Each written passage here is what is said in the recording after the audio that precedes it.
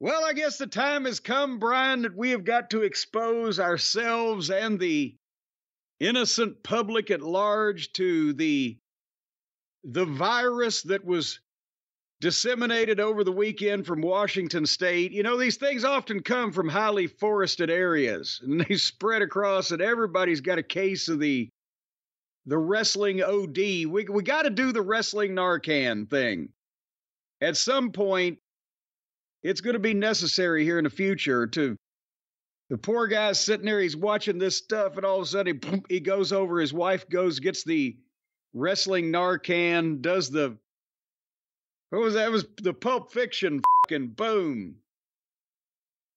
Right in the chest, in the sternum area, and revives him from the wrestling overdose of how much of this shit can you fucking process with your brain intact before your wiring short circuits. And then we need to call the electrician over here, put somebody in the walls to fix the wiring.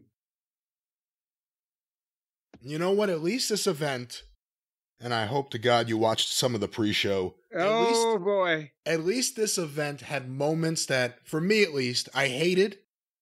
I really hated the show. But I couldn't wait to hear what you were going to say and to talk to you a little bit about it, because it was a dazzling display of all things AEW. It's like therapy. You were waiting to talk to me. We have to send, and the listeners, we're bringing the cult of Cornette in here too. If any of you saw it and you were traumatized, you got post-traumatic pay-per-view syndrome, and then sit in a circle with us and let's talk, because there's so much. My God, the Bible doesn't have this much violence and attempted murder. For heaven's sake, you don't want children to be exposed to stuff like that, do you? The Bible and AEW wrestling? There's whole goddamn peoples being wiped out here by this stuff. Are any of these people insured? I don't even know where you're going. What's going on? The goddamn mayhem and the ridiculous risk of injury, and whether attempted and worked or attempted in a shoot. And the people that are just inches away from just sucking soup through a straw, right? And I wonder, are any of these people insurable?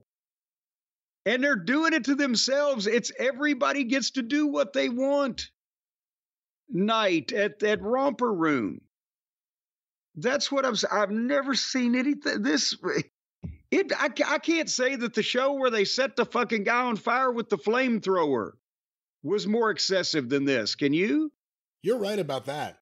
No one in AEW is ever told what to do without having the opportunity to tell Tony they're not happy with it and have Tony try to make them happy and change everything. That's a real thing, and that was completely on display on this pay-per-view, which was multiple people just masturbating all over themselves on pay-per-view. And not even people you'd really want to watch do such a thing as that. As A. Lola used to say, such a thing as that. I mean, only Shivani seemed to enjoy watching whatever these guys are doing. Oh, God. So anyway, you asked about the pre-show, and this was the October 12th Tacoma Dome event. At least they outdrew Spokane. But, you know, every time they said the name of the building, the Tacoma Dome, they would go just outside of Seattle, Tacoma. What? They couldn't just say Tacoma. We've heard of Tacoma. It's and actually, are you familiar with the SeaTac airport out there, Brian? Have you been through that fine facility? I don't think that's the airport I fly in and out of in Washington, no. Well, that's because it's the Seattle-Tacoma airport. It's right in between, hence SeaTac. They're like Minneapolis, St. Paul, but out in the goddamn great Northwest. They're very close together. So it's not a big goddamn deal either way, but Tacoma Dome sounds like Superdome or Silver Dome or Hoosier Dome or one of these other goddamn domes. Yeah, every time you say just outside of Seattle, it sounds like you couldn't book a building in Seattle. Yeah, it's like we're really close to a big town. We're almost there. Troy, New York was almost in New York City if you watch the commercials for New York fucking Knockout. Hell, yeah, almost by about 2.5 hours by the time we got out of that. But nevertheless, the point is, you think Tacoma Dome But Brian, do you have that? Do you have or can you Google the Tacoma Dome seating capacity, not for the AEW show? But what I'm saying is they have got grandiose with their naming up there, I believe, because when you think of a dome, you're thinking 40, 50,000 seat domed stadium of some kind. And this is, I think they're calling this a dome because the top is round. According to Wikipedia, capacity, and it appears capacity maybe for basketball, I'm not sure, but capacity is listed as 21,000.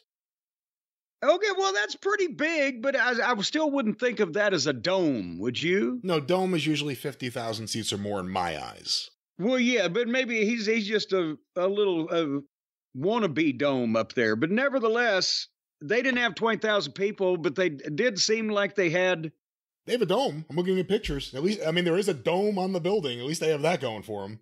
Does it open, or is it just over the? But we ought to put a dome over AEW. Remember that show Under the Dome? You remember the movie Biodome? Well, actually, but that had a resolution. Remember, I've talked about this before. The goddamn series went off the air before they found out why this invisible fucking dome was over the goddamn top of everything. But nevertheless, how many people did they have at this fiasco that sat and witnessed this? According to WrestleTix, tickets distributed 8,045. So, boom. That is 8, 16, 12. That's 40% of a fucking house there. That's better than they've been doing. And by the way, for the record, last year's WrestleDream at the Climate Pledge Arena in Seattle, Washington. The Climate Pledge Arena? 6,771 tickets. So they're up. They were up. Just outside of Seattle. That's the secret. Don't go into Seattle. Yeah, fucking stay. Forget. But Spokane, you can go too far because Spokane, there was 1,800 people. So you can go too far. And just like this show did.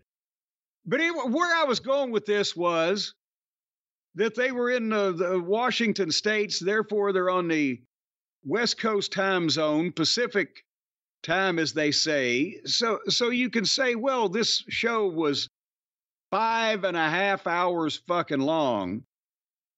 But they started early out there because it was only 5 o'clock Pacific time. But that still means people had to leave their homes and go to this building and get in and get set down. And you saw when the pre-show came on, there wasn't a lot of them set down yet. But for those people, and then you got 4 more hours of show after the show until the show's, and then you got to get out of there. What the fuck? And how much of this can you look at when it's all the same flavor? How long is it going to take them to pull out a table? But nevertheless, it's an endurance test, isn't it? Even if you like wrestling, how much wrestling can you fucking watch? WWE has kind of mastered it right now and spoiled us because it's so tolerable. The pay-per-view where you get 4 matches, 5 matches, maybe 6. And they even throw commercials in now. And it's acceptable. 15 minutes in between matches. And somehow that's more tolerable than nonstop. Let's go to the next match. This will go for 25 minutes. They're going to do everything. Next match, 2 out of 3 falls. Let's go even longer. I mean, just nonstop. By the time they finish beating that dead horse, poor old Aubrey Ed's running around trying to find a place to hide from these dead horse beaters. Hey, quick question. Based on the crowd size and the crowd reaction to a lot of the things on this show, or the lack of reaction, how much of this crowd do you think were there because of the idea that the local guy, Bryan Danielson, may be retiring? This may be his last match. Well, clearly he was the most over guy on the show and who they were invested in. And even after all of that, they may have been saving themselves earlier in the night because they were looking like, how much longer must this bullshit go on, as Dusty would say, so that they could actually still cheer for Bryan without needing oxygen. But that's the thing, is in a lot of cases, this audience now is distilling down. And yes, they had more people in the building than they normally do, but this is a pay-per-view, so I would assume there was some traveling contingent to it. And the really dedicated folks that want to be there and following most everything. So they are coming to see a couple of individual personalities and then the mayhem spots. The fucking, oh shit, they've just killed themselves, or the cool, he did a triple Lindy and landed on his feet with his hands outstretched in the form of a fucking swan or whatever. I don't know. But they don't care who's doing them because they will pop for those in any match, but otherwise the rest of the match or many of the matches, they're sitting there or they're looking at their phones or they're watching it like they're waiting for the next fucking car to come down sideways down the interstate and crash into something. Otherwise, they're just watching the cars go by. So I think that's what it is. It's the individual people. They want to see Bryan Danielson. They want to see Ospreay. They want to see MJF whenever they can see MJF.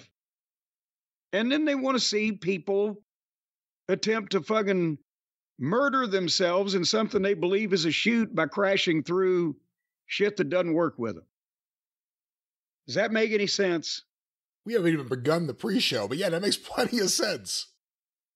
Anyway, speaking of the pre-show, the reason I watched the pre-show was because I heard of my old friend, and we'll get to it in a second, is going to be on it. I said, oh my gosh, I got to see what the fuck, right?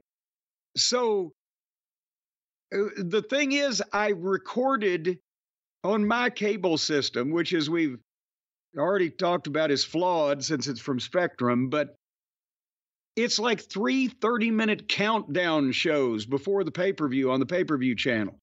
So you got to record each countdown show individually, but it's an hour and a half long, but they've got it listed in 30-minute increments, just countdown. Not even about what it is. So you would never know, unless you were trying to find it, that it was AEW programming. What does yours say? Mine says nothing. Like it's almost impossible to buy the pay-per-view or order it, and I used to use Bleacher Report. That's done now. I'm not using Triller, because I hate the name to begin with, but I bought it on pay-per-view. Well, I bought it on pay-per-view, and I had to find the channel, which on Xfinity is 504, and then the two options were watch or watch and record, or purchase or purchase and record, and I did that, which recorded a 12-hour block for no good reason. Yes, yeah. Well, but also mine, if you hit purchase and record, it won't work. You got to buy it, and then you got to go back and fucking record it separately. I found that out the hard way.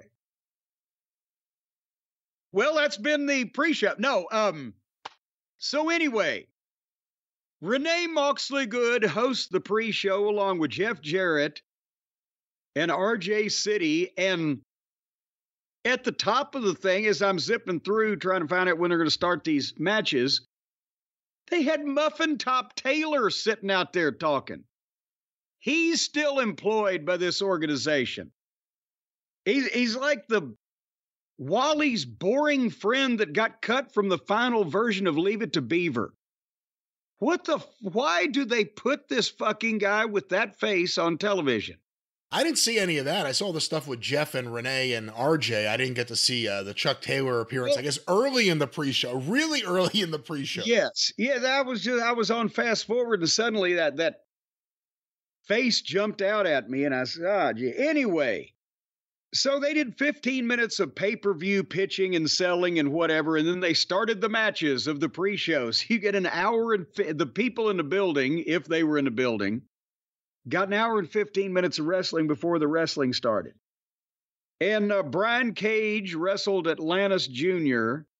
I did not do a critique on some diminutive gymnast wrestling a giant bodybuilder who imagines himself a diminutive gymnast. But they hired the fucking male models from the WWE. The ones that LA Knight escaped and got, what was he, Max Dupree or whatever the fuck?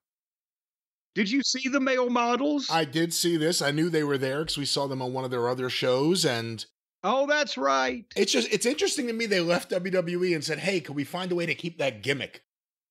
That's the last thing I would have said.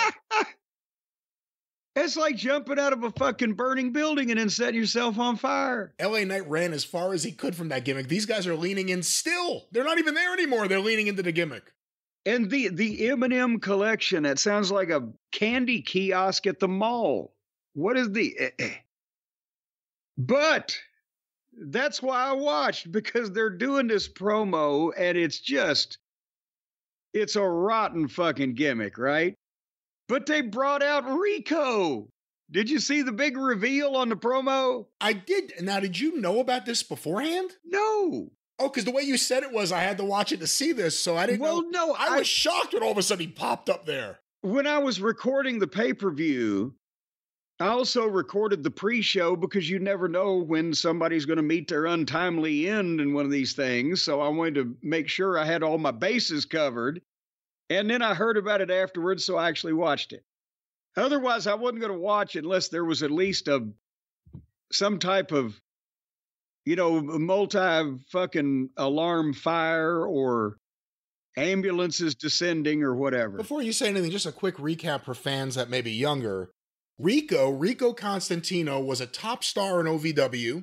Yes. Despite the fact that he was older and started late, had a world of talent, and WWE brought him up to the main roster and made him, was he a hairdresser? It was an effeminate manager. He was Billy and Chuck's hairstylist. That's what it was. And with an homage to Adrian Street thrown in there, because he was like, well, if they want me to do it, I'm going to do it. And when they did the big angle where Billy was going to marry Chuck. Yes. With Eric Bischoff as the minister wearing a disguise. Yes, this aired on TV.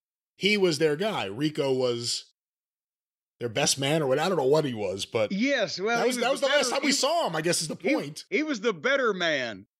Yeah, and also here was the thing, is Billy referenced it when they were doing the promo earlier in this deal, or before the match, saying, you know what, I know you. You're the one that almost talked me into marrying a guy. And the people sitting there, because it's been 25 years ago, the people sitting there maybe have been going, what the fuck is going on around here? I missed that episode of Collision. But, yeah. But nevertheless, but Rico, and he's my age, by the way, and still looks like that. Really? Because that was the issue when we got him in, was it late 1999, early 2000 in OVW? He was like 38 years old at that time. He was on the very first ever episode, and maybe the pilot episode of American Gladiators. Yes. He was the competitor. And he's one of like a handful of the competitors that actually they won. And that was the thing, is that we told everybody that he was like 10 years younger than he was, and they still said, oh man, he looks great for his age. He was just a genetic freak. But that was one of the knocks that Danny Davis and I even went to sit down with Stephanie at one of the SmackDowns they did here in Louisville and plead his case, because he was not only an exemplary employee and a tremendous human being, but he excelled at being a babyface. He was a gymnast. He was a bodybuilder. He was a fitness freak. He could do all the flying shit as a babyface, and then tore his ACL. When he came back, we switched him heel, and he was a great fucking heel. And he could do a promo. And his background, he had been a firefighter in Las Vegas, and a police officer, and a firefighter / EMT fellow. He'd been shot 3 times, stabbed twice, hit by 2 cars in the line of duty. And we said all this true shit on TV here. People fucking loved him. And they wanted to cut him. He's too old. I said, look at him. Jesus H. Christ. And then, and finally, they brought him up there and made him the ambiguously gay hairstylist for poor Billy Gunn and his partner Chuck, what was his name? Columbo? Chuck Palumbo. That's not Palumbo. Well, that's not what Peter Falk said, but anyway. Fuck you. But yeah, so they brought out Rico, and he's going to be the third man in the corner. So on the pre-show with no prior announcement or any, I mean, not that it would be a big like, pop for, oh my God, I got to tune in to see Rico, but just such a random thing to do. Well, but we'll get to why it was stupid booking wise here in a second when the match comes up. But I'm sure you watched, Brian, the ladies contest on the pre-show program with Harley Cameron versus your friend and hers, Anna Jay. I did indeed watch this match. I wanted to make sure I knew what was happening with the grappling. What was happening with the grappling? Well, what was up with the referee shoving? You saw that? I didn't know if you saw enough to see that. Okay. Oh no, this went viral. My Twitter was just full of it. Where, I mean, we didn't expect this was going to be, Jack Briscoe and Dory Funk Jr. to begin with, right? But nevertheless, for those of you who didn't hear about this, I encourage you to seek out the brief clip that's on the internet. Anna Jay gives Harley Cameron some kind of, it looked nasty, a fucking backwards face plant where she threw her over her back and fucking planted her in the goddamn mat. And when she covered her, she had her wound up so fucking tight. And I've been there a couple times. One time when the principal of the Morristown, Tennessee East High School fucking covered me with his goddamn elbow in my Adam's apple. But she had her cinched up, and Harley Cameron's left shoulder was nowhere near down on the mat. So as the referee goes down to count, he reaches over and he pushes her shoulder down to the mat and then counts 1, 2, 3. I mean, we've seen some of the referee bobbles and things that, who was it that shoved the guy's leg the other week?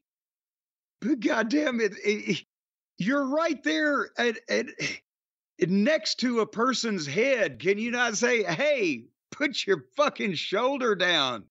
Do you have to actually visually in front of the whole place push it down to the mat? Or had he said that and she didn't know what the fuck that he was talking about? Before you even get to the referee, based on what a wrestler is supposed to do, is this on Harley Cameron? I mean, how do you end up in that position where your shoulder is so clearly not even close to the mat that the referee has to do that? Well, in all honesty, as I said, had she had her fucking face planted for real? Was she cognizant at that point? Was she cinched up too tight where she couldn't put it down? Well, no, because when the referee pushed it, she put it right down. So she was just probably concentrating on, okay, I lived through that thing, and now she's got my legs, and she wasn't paying attention to her shoulders. How many matches have either one of these people had?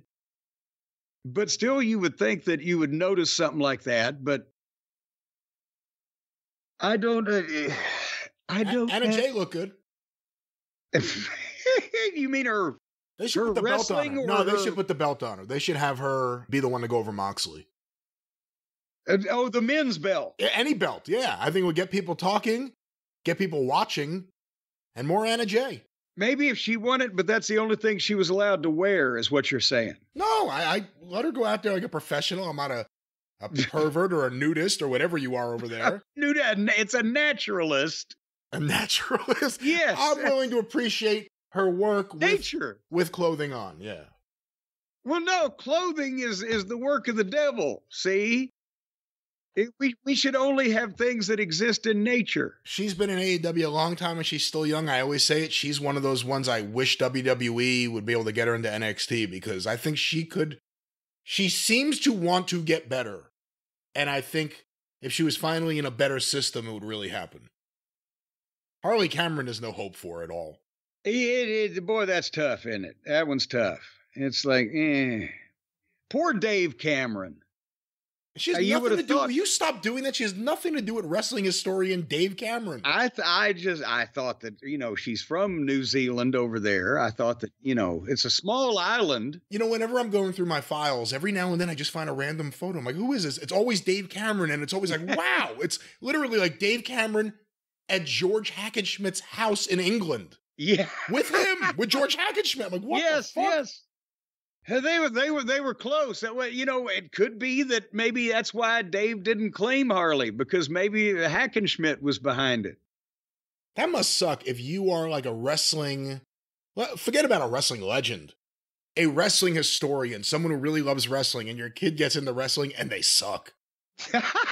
Right? How do you deal with that? Like, oh, fuck. Like, I know he's not good, or she's not good in this case for this fantasy story of wrestling Lothario Dave Cameron impregnated women. Do you think that Leo Burke was a disappointment to Tom Burke? No, come on now. There's no relation there. Was Tom Burke a disappointment to Mildred Burke? Well, actually, Mildred said that Tom was the best she ever had. Oh, stop it now. That's why she left Billy Wolf. You've gone too far now. All right, we're just friends of ours, ladies and gentlemen, that we want to entertain. So anyway, the match was up then. The M&M collection with Rico, Constantino in the corner against the Acclaimed. Oh, how the Acclaimed have lost their acclaim. Now they're on the pre-show, and remember when they were hot and good and yeah. Who are they going to bring in next to confront Billy Gunn? You think Bart Gunn's available? Like, who are they going to bring in next from 30 years ago to confront Billy Gunn? On the pre-show. Actually, Honky Tonk. Remember? Rockabilly, Honky Tonk. That's good, yeah. And Honky Tonk is only, I think, 8 years older than Rico. But look, but Rico comes in, he's bigger than half the fucking roster. He's still got the fucking chest, blah, blah, blah. But boy, howdy, the problem was Rico wasn't working in the match. When he interfered, I got a little tickle out of it because, again, as I said, Rico was an exemplary human being during his time here. But, the model gimmick isn't it embarrassing even for this company? And do you think that they think that because it's so bad WWE-ish that it will get heat from this audience, not realizing that's probably not the best kind of the heat? Yeah, this is actually literally one of the last Vince McMahon gimmicks, and now it's on AEW TV. When Vince was losing it and producing the worst television of his life and coming up with bad idea after bad idea, this was one of his ideas, and now it's on AEW TV. AEW's pre-show, excuse me. Yeah, and this is a selling point for the pay-per-view. And as I mentioned earlier, they had done the promo right before they started the match where Billy Gunn got the microphone and said, "Hey, we've got our history," or whatever. However, they went into it saying, "You're the one that almost talked me into marrying a guy." And there's people in the crowd that's not as old as when that happened, and it's not like that's been replayed over and over on these modern retrospectives, has it? No, they've like run. Is that one of the things that doesn't age well in today's environment? The tag team that pretended they were gay so they could stage a wedding, and during the wedding, remember they announced that they weren't gay. Yeah. Where was it going to go if they? I mean, again, there's no good logical end to any of this. And what they came up with was they were doing it for publicity because of something or other. Yeah, or the other thing. They were doing it for publicity. I don't remember why Eric Bischoff was wearing like a wax mask as the priest. What was the reason for him hiding? He was auditioning for the Vincent Price role in a remake of House of Wax. Was he behind it? Was that what it was? Was Bischoff as GM or something behind? Well, I don't know because they don't replay it anymore because every homophobic organization out there would bombard them at this point in time. When's the last time you saw any of that? He says, "You're the reason I almost married a guy once." If you're in the crowd, you turn to the person next to you like, "What? What did I miss? How did that happen? You're the reason. What did he do?" But you know what? Once again, maybe because They're the smartest of the smart fans, the diest of the diehards, or the hardest of the, well, I can't say that. They're the ones that'll know if anybody does, the AEW audience, right? But it didn't get, it got more of a than a wow type of thing going on. Any thoughts on the match? No, actually, here's the thing. They all went to the floor so Rico could be in the ring and Billy could come up behind him and they have their, face off. And Rico goes for his spin kick, which he had done when he interfered earlier on one of the other guys. And Billy blocks it and gives him the boot and the fame-asser boom. And out goes Rico. And then the Acclaimed beat one of the models 1, 2, 3. But that's the thing, as I've referenced earlier. They not only debuted a new manager, I'm sure it's probably a one-off, but a new manager for this team on a pre-show of a pay-per-view that has the smallest possible audience, but then he gets laid out and they lose the match. So what the... Oh, Christ. He sold that fame-asser good. He took it perfect and he sold it great. Well, he's an OVW protege. Trained by Danny Davis and Rip Rogers and all of the various folks that we had here at the time and overseen and managated by yours truly. Does he live up there? No, he went back to Las Vegas and he still went back to be, I don't think he's been an actual city policeman. I think he's in private security and blah, blah, blah. He once bodyguarded Benny Hinn. Oh, no way. Yes. Did he need bodyguard? Were people trying to get the Benny Hinn? Well, I'm sure somebody smartened up eventually, but no, because he moved, Benny Hinn moved in the big circles and needed somebody to clear, just pathways and just make sure. So maybe this isn't a one-off. Tony is more than willing to fly people around the country to appear on the pre-show. How much is Tony going to offer Rick Martel to appear with these guys? Maybe they could make him the king of the pre-show. Though he signs a contract to just do the pay-per-view pre-shows. Before we move on from this real quick, if he had gone up to the main roster at the time where he did, as the Rico from OVW, what do you think his ceiling was? How far do you think he could have gone? What could he have done at that time? Honestly, as a babyface, he was almost too nice for that era, but he was very athletic and flashy and good looking, so he worked as a territory babyface. But when he switched heel and became the role model, and we played on the fact that he was so fucking perfect and that he had done everything, it was a genetic marvel and et cetera, and he became snotty about it, that was there was a little bit of what Kurt Angle was doing a fucking year later or whatever in that. And but it's as old as the hills in, wrestling heel presenting, is that you either accept, if a guy's horribly ugly, then play on that, or if he's too good to be true, makes the Lex Luger, the total package, make something out of that. So I think Rico, he wasn't going to be, the WWF champion and main event pay-per-view, but I could sit here and go down a list of the people they employed over the years 2000 through 2005 and probably find 30 or 40 at least that he could have not only outperformed, but also been a better quality employee than. Just my personal opinion. Well, that wasn't the highlight of the show. Oh, no.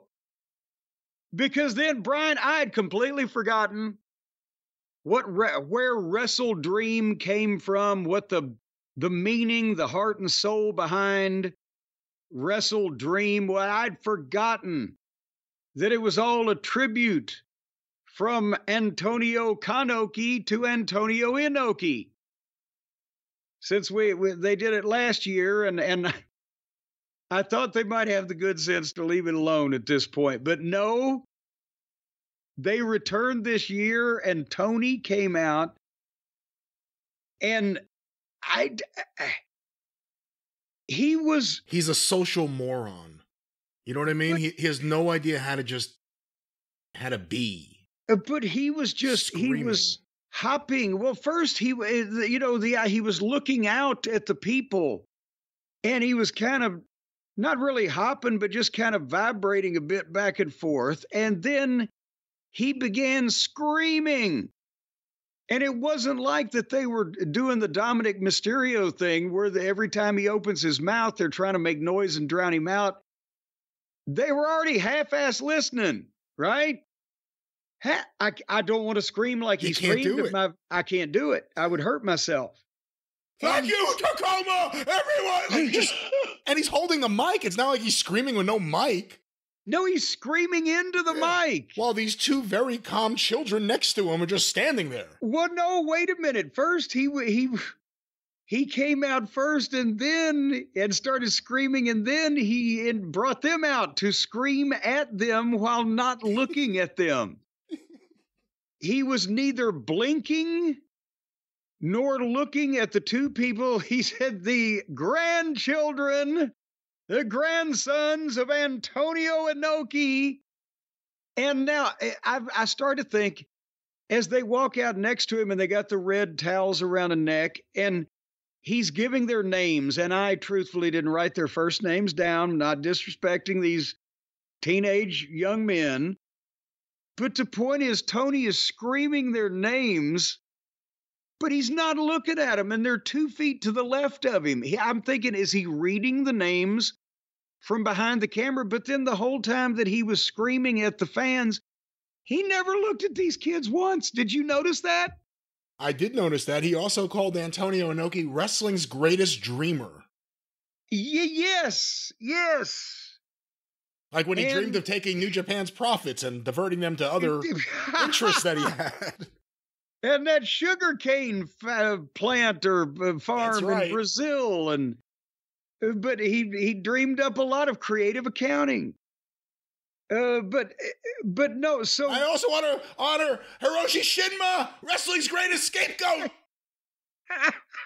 That's where they got the gimmick from. Yeah, from Shinma. You know what? At that point, the grandkids should have just grabbed the microphone and said, Honorable Master Shinma was innocent. It was Sayama all along. Sayama? Really? Not Sakaguchi, but it's a total swerve. It's Tiger Mask. It was Sayama. It was all his fault. See, once again, we're now, we talk about them narrowcasting, but then, folks, this is the only way that Brian and I can make it entertaining for ourselves. They should have had Maeda run out there and shoot kick both of the kids. Start a new feud. Face in. Yeah. But no, Tony comes out. He screams at the people. He brings out the two grandsons of Antonio Inoki, screams their names. He's neither blinking nor looking at these two people that are right next to him. And then he says, to in honor of Antonio Inoki, wrestling greatest dreamer, the whole big thing, he's screaming, we want everybody to, let's do Antonio Inoki's famous chant. And when he said that, I swear to God, the place was so quiet, I could hear a black hole turning in outer space. Nobody knew what the fuck to do. It's been 40 years, right? The New Japan tapes. And never in America was that chant over. But then they've anticipated that. They may not have anticipated the dead silence. Maybe they thought people are going to go, yes, let's all join in doing this thing that you're going to hopefully tell us how to do. So then they put it up on the screen. And Tony Khan Tony Schiavone, I'm sorry, too, is standing there, who's introduced this whole thing. He's there to help Tony Khan lead this chant. Tony Schiavone tries to read it for the people, but it's up there fairly quickly, so Tony's a beat behind, and it's in Japanese. So for people who have never, one would think, heard it or seen it written or whatever, one time may not be enough. What is it? Ichi ni Sanda. Okay, and people are thinking Nissan, the Toyota, what? But Ichi Nissan da. But it goes by on the screen one time, and Tony Schiavone reads it, and then this is one of the most awkward segments I've ever seen. Tony Khan says, "That's right, one more time," and it's off the screen, and they've gone back to a graphic, and the people are like, "Oh, wait a minute, what are we supposed to do?" And they started to get with it at the end when they realized that they could read it. Right? So he calls for it again. It's not there. And he's saying one more time to Tony, like, can you help? And just then it pops back up. And then Tony's ahead of everybody doing it because he's just all amped up. Everybody doing it. No one was doing it. No one knew the chant. He's standing the famous chant. I mean, when he said, let's all do his famous chant, I said to myself, there's no way anyone here is going to know what that is. This could be really awkward. And then it was even more awkward. Because it was him and Schiavone leading it and no one doing it. Tony was even ahead of Tony Schiavone. Tony Khan was when he did it. And then Tony Khan thanked everybody and people walked away that were on the stage. And some of them may have walked out of the arena as well, but awkward. In Japanese, Inoki's grandchildren said, "What the fuck?"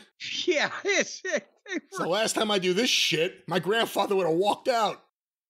And one kid would look like he was fucking 16 years. How long has Inoki been gone now? I guess it's only a few years. Only a few years, but I don't remember how old his children were. He had remember there was Simon Inoki. Inoki wasn't his real name, but he was the son-in-law. Yeah, I was going to say he was by marriage related. So are those Simon Inoki's kids? I guess that's what it could be. Well, at least that way, maybe he didn't have to fly them all the way in from Japan. He could have just brought them up from Los Angeles. Let's all do his famous chant. Oh, that's one of the greatest phrases ever for something no one knew what he was going to do. And Schiavone, noted New Japan expert Schiavone, was going to help him lead the chant. Yeah, he's going to help him because he was probably reading it for the first time. But it was like if somebody had come out there with the microphone and said, "Okay, everybody in the crowd, let's now chant Socrates' theory in ancient Greek."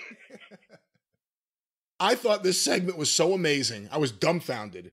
And I said, there's no way Jim watched a pre-show. I need to find it. Couldn't find it anywhere on YouTube. Because I was going to send you the link. This is a must-see segment. Tony Khan has no idea how to behave in public or how to use a microphone. And then the chant part with Schiavone is one of the most awkward moments in the history of wrestling television.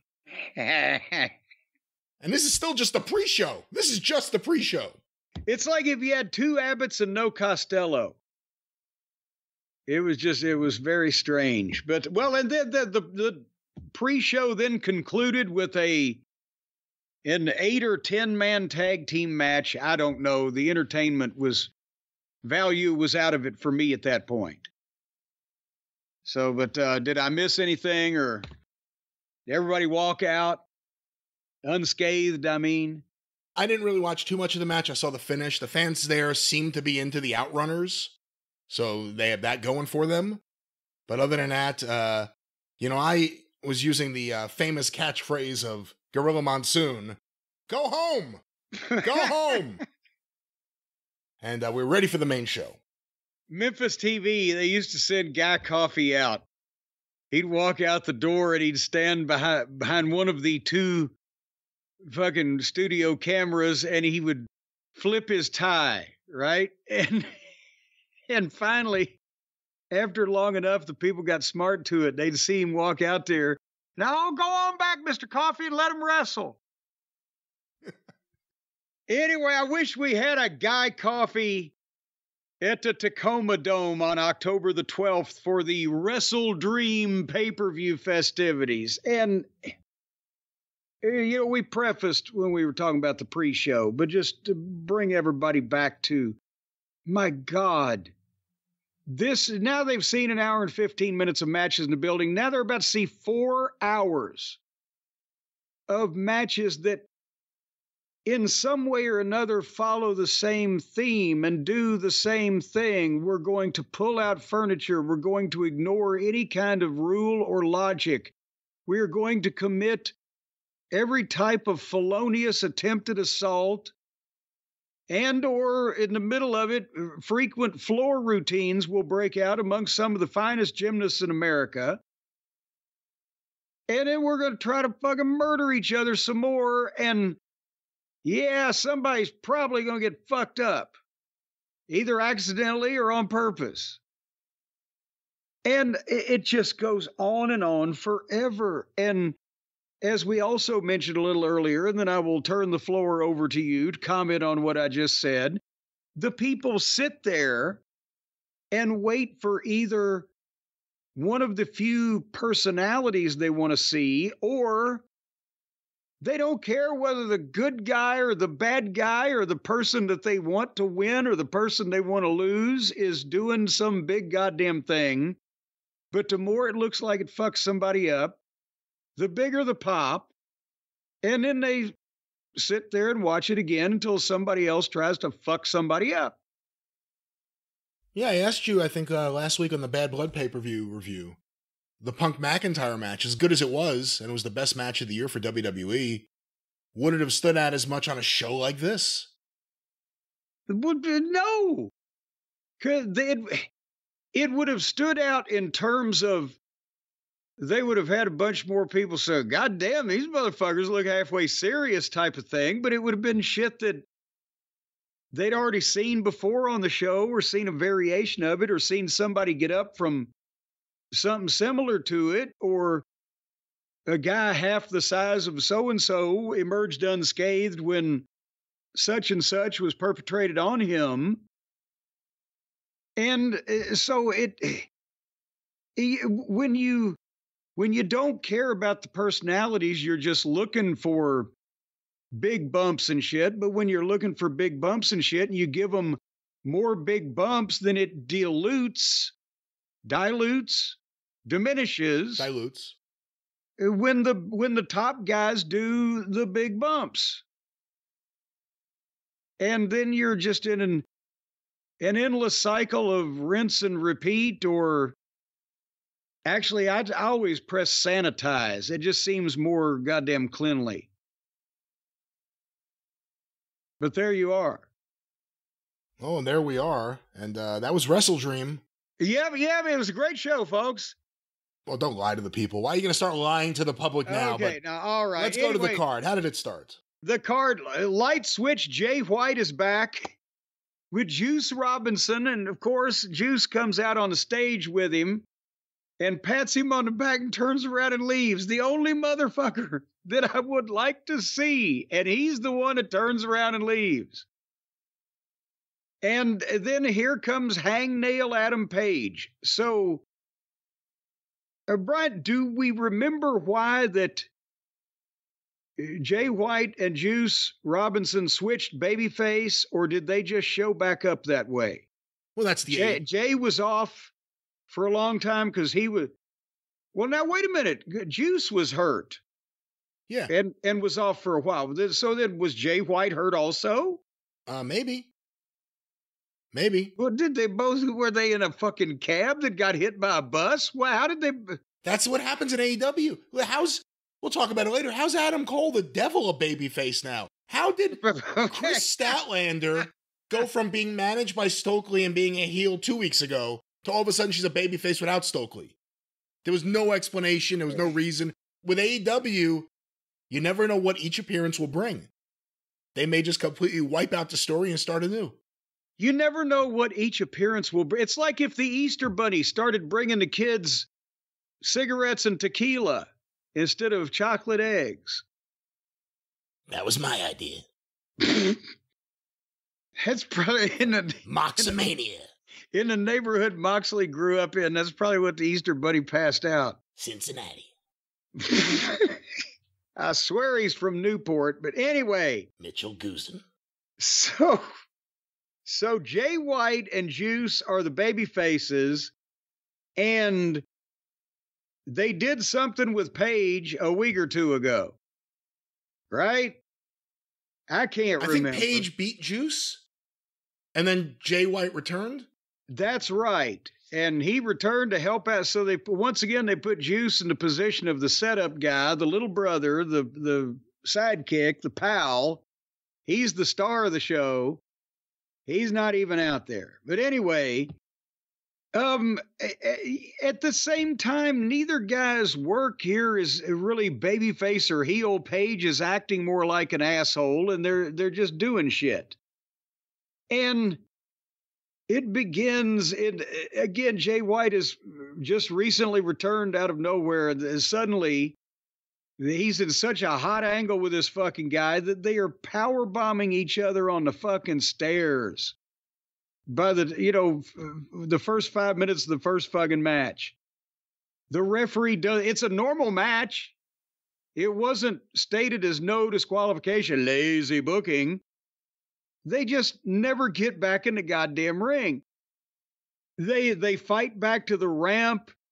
Page is going to whip him with his belt, but the referee tries to take it away, and he manhandles the referee, and then White picks Page up and gives him the old Ric Flair figure 4 setup knee breaker over the knee. But he gives it to him on the fucking ramp. And then the guy, he gets up and continues the goddamn match. And they broke the count by getting back in the ring at the count of 5, and they had been outside for 2 minutes and 30 seconds. The referee had got to 5. I have more notes. Would you like to hear some more? Yeah. They took a few more hospitalization bumps, and then Jay White made a comeback. And he's been working on Page's bad leg. Of course, remember that he got knee breakered on the fucking entrance ramp and continued his match, but he just can't execute the buckshot. So Page tries the buckshot with the bad leg, but Jay White catches him in his finish. Boom, 1, 2, 3. So now you know that I'm no fan of Hangnail Adam Page. I'm not his fan club president. I've not sung his praises, but they built this guy up like this, and they beat him with a guy that's just come back out of nowhere in this violent first match where, not sure who's supposed to be the goddamn guy we're rooting for to begin with. And he just beats him fucking flat. Boom. If it was Jay White's debut in the company ever, as a surprise, maybe. But we've already seen what we saw a year almost of Jay White before we got a break of Jay White.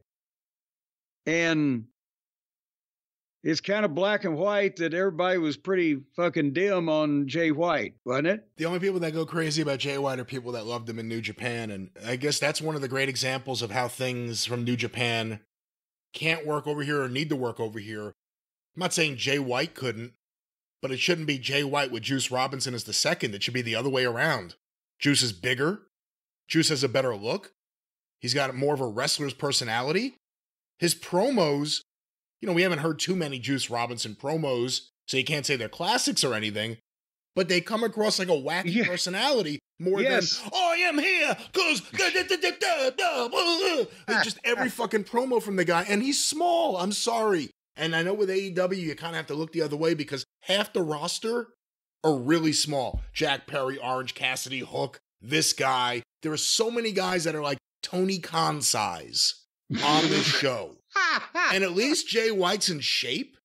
I'll give him that. But like you said, Adam Page, by the way, where were the cops? This is his first time in Washington since he burned down Swerve's house in Washington.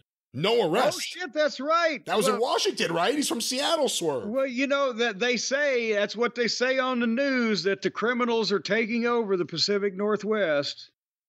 But Adam Page has been getting a push. He beat the shit out of Swerve and sent them away for, a month? Why is he losing to Jay White? There's a ceiling to Jay White. You tried to push him. You had him beat MJF when MJF was the world champion. Why do this again? I'm not saying don't use Jay White, but he shouldn't be a focus character. And if you're going to focus on anyone, for American pro wrestling that would work for American pro wrestling? Juice Robinson. I'm sick of saying I wish these guys were in NXT. I know he used to be apparently years ago. But there's a character just ready for wrestling on TV, and they don't do anything with him. He's a lackey. He's a flunky for no reason.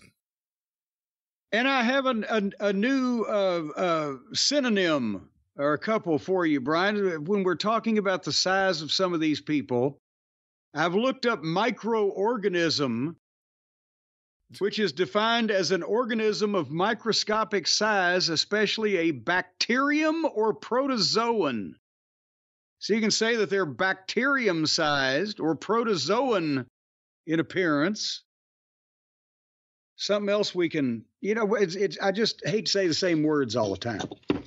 I try to learn a new word every day. You know what? This morning, I looked up the word opaque in the dictionary. The definition was unclear. Well, there you go. But seriously, there's a ceiling to some of these guys based on their skinniness and that they look like guys who are in shape in some case. Orange Cassidy looks like a guy in shape. He looks like a guy 145 pounds in really good shape. And really boring. And somebody that you would cut your throat if you had to sit in the same room with. But if there was a division with all those guys, it would probably work a lot better because you wouldn't be seeing them against guys who, it just looks ridiculous. When I watch Jack Perry against Shibata, I know we'll get to it.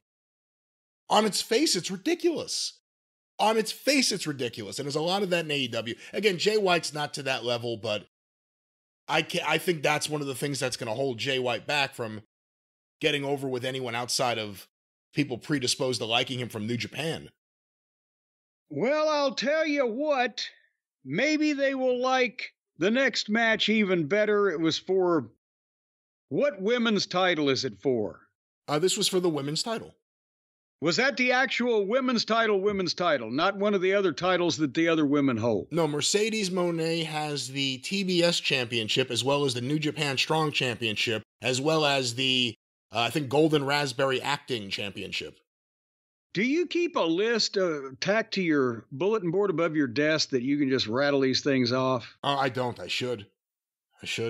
Well, it was Willow Nightingale against Maria May. And, I said I was taking very copious notes. I must admit that I zoned out a bit on this one. And and then I began getting kind of beleaguered with it, and I fast forwarded a little bit, but I stopped at random because I saw something. As Willow was trying to figure out the Indian Deathlock. And did you see the leg hold she got on Maria? Well, no, they said that it was a leg hold. I want to say she got it from Mexico. It could have been Japan, but I think they said that it was a specific leg hold because I remember watching going, she doesn't know how to do a figure four. But they said it was some kind of move from somewhere else that she picked up. Which is a great way to cover for it if it wasn't, by the way. It was actually, she got it from the Tibetan monks in the Swiss Alps or whatever. No, it was just, it's not a hold. I don't know what it looked to me like she was going into the Indian Deathlock, but nevertheless, this again, Willow is good, Maria's good. What can we say? And I'm good in terms of the gene pool that they are currently swimming in. And finally, Maria May, who is the heel, apparently nominally, hits a Hurricane Run off the top rope, a fucking knee lift, and then a Death Valley driver, 1, 2, 3. So again, you've got another two where the heel doesn't have to cheat to win, or the babyface doesn't really get any kind of out. Well, the out is they had a great match and showed fighting spirit. No, the out is when some unfortunate incident occurred, blinded by the light, whatever, the sun was in your eyes, that's why that the heel was able to fucking get an opening and capitalize and mildly or majorly cheat. And that's how the fucking thing kind of works, anywhere except here. they just go back and forth. And the young ladies here in this match did enough moves that could have populated an entire card once upon a time. And this is one of like, what, a dozen fucking matches or whatever. And then once they've run out of things to do, then somebody just beats the other person. Am I being overly critical? With a match like this, I thought it was okay, and I think both women are really good. They belong in WWE. But I think of the famous catchphrase of Antonio Inoki, which was, "At least it wasn't Britt Baker." Well, we got that going for us. So let's move on to another championship contest. A lot of gold on the line, folks. Is this the TNT title? I don't know. Which match are you talking about? We're talking about Shapoopy and Jungle Jackoff. Yes, this is TNT Dynamite.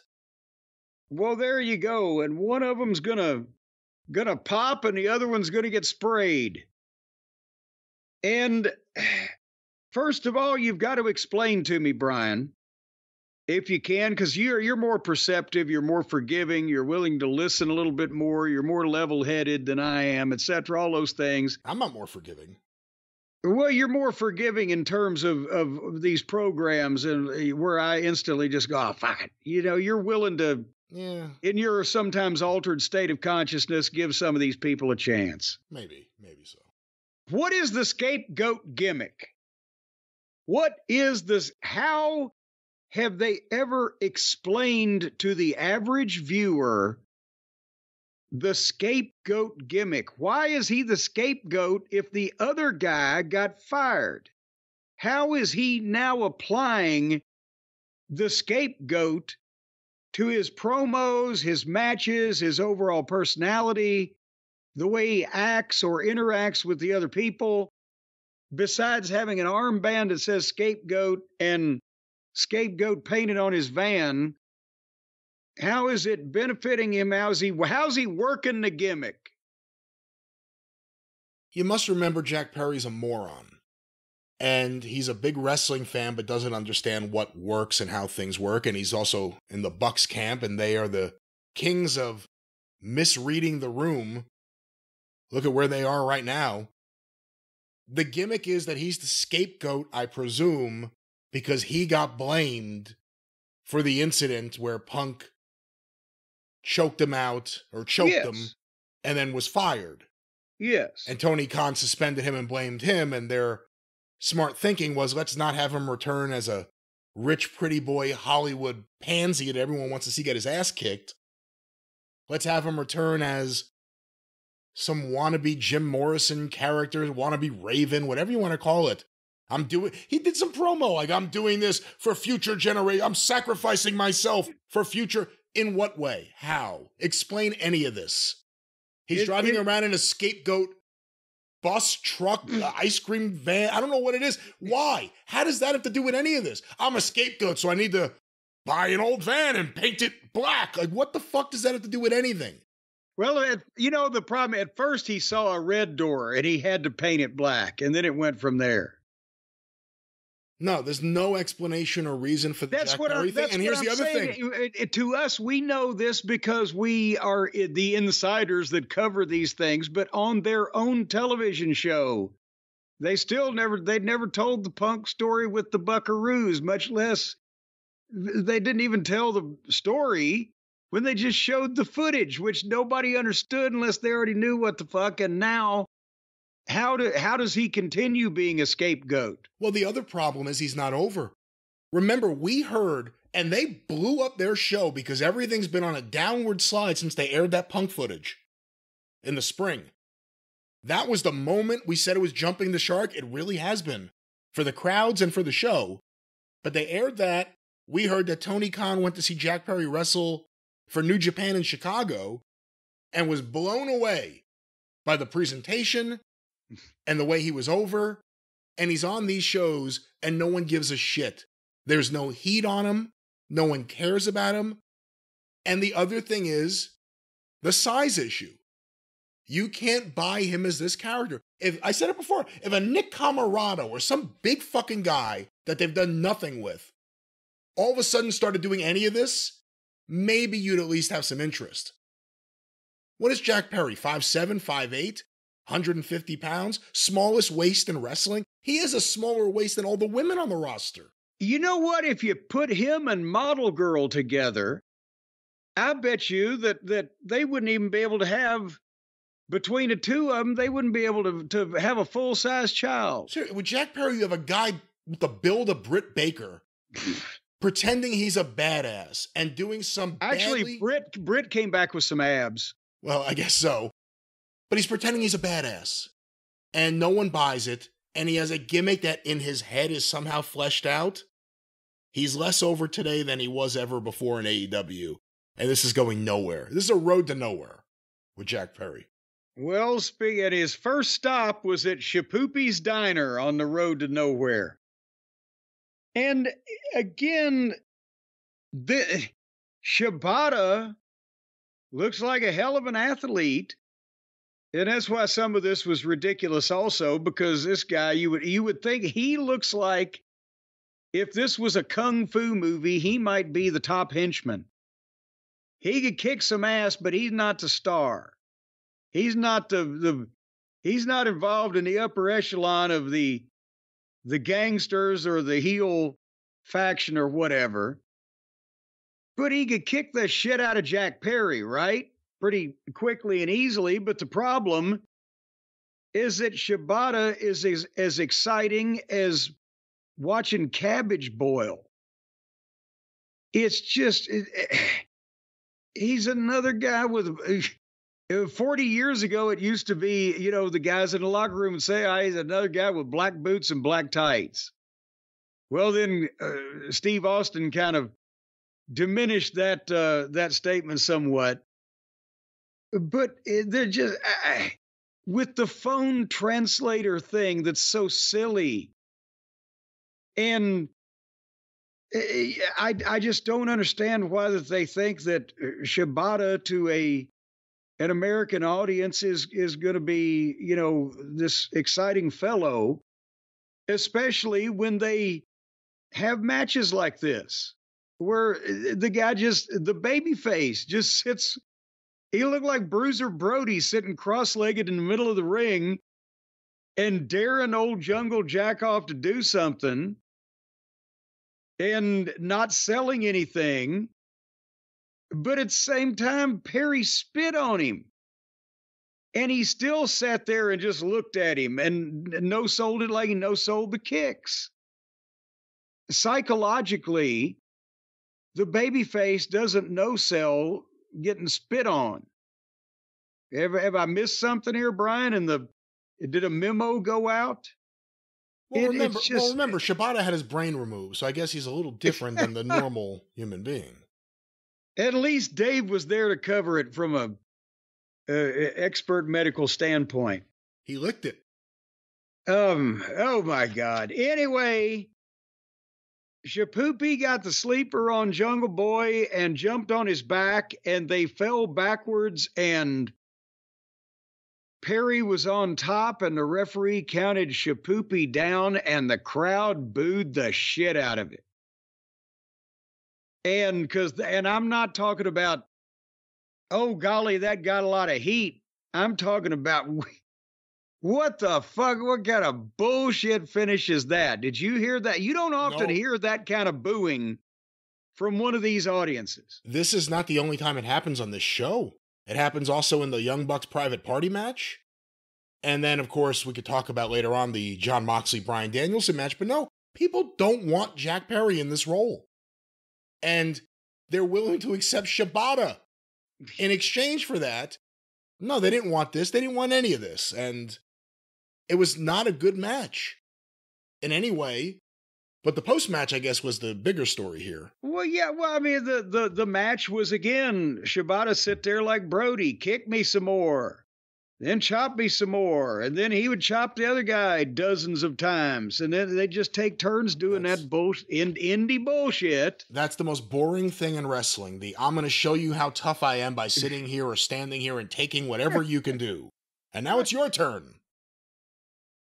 And it, again, It was once unique. It was once unique. But now everyone does it every match. Even if you're in a fight, you know you're going to win. Do you want to let the guy have 4 or 5 good shots first just to make him feel good about himself? Or what is the fucking... I don't understand. Yeah, why doesn't anyone kick the person in the balls? But again, then, well, they do, but that doesn't beat anybody anymore. That just leads to beating somebody. You need balls. But, well, they're there. It's just awful hard to hit a target that small.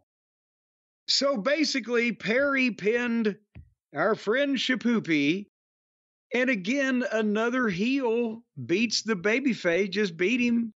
There's no, he got a sleeper, and boom, I'll show you, I'll fall backwards.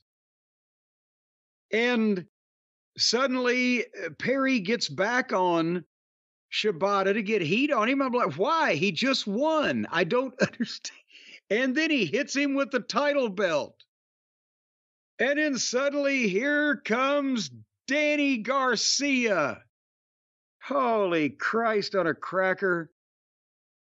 You know, and the announcers are like, oh, thank God he's here to save the day.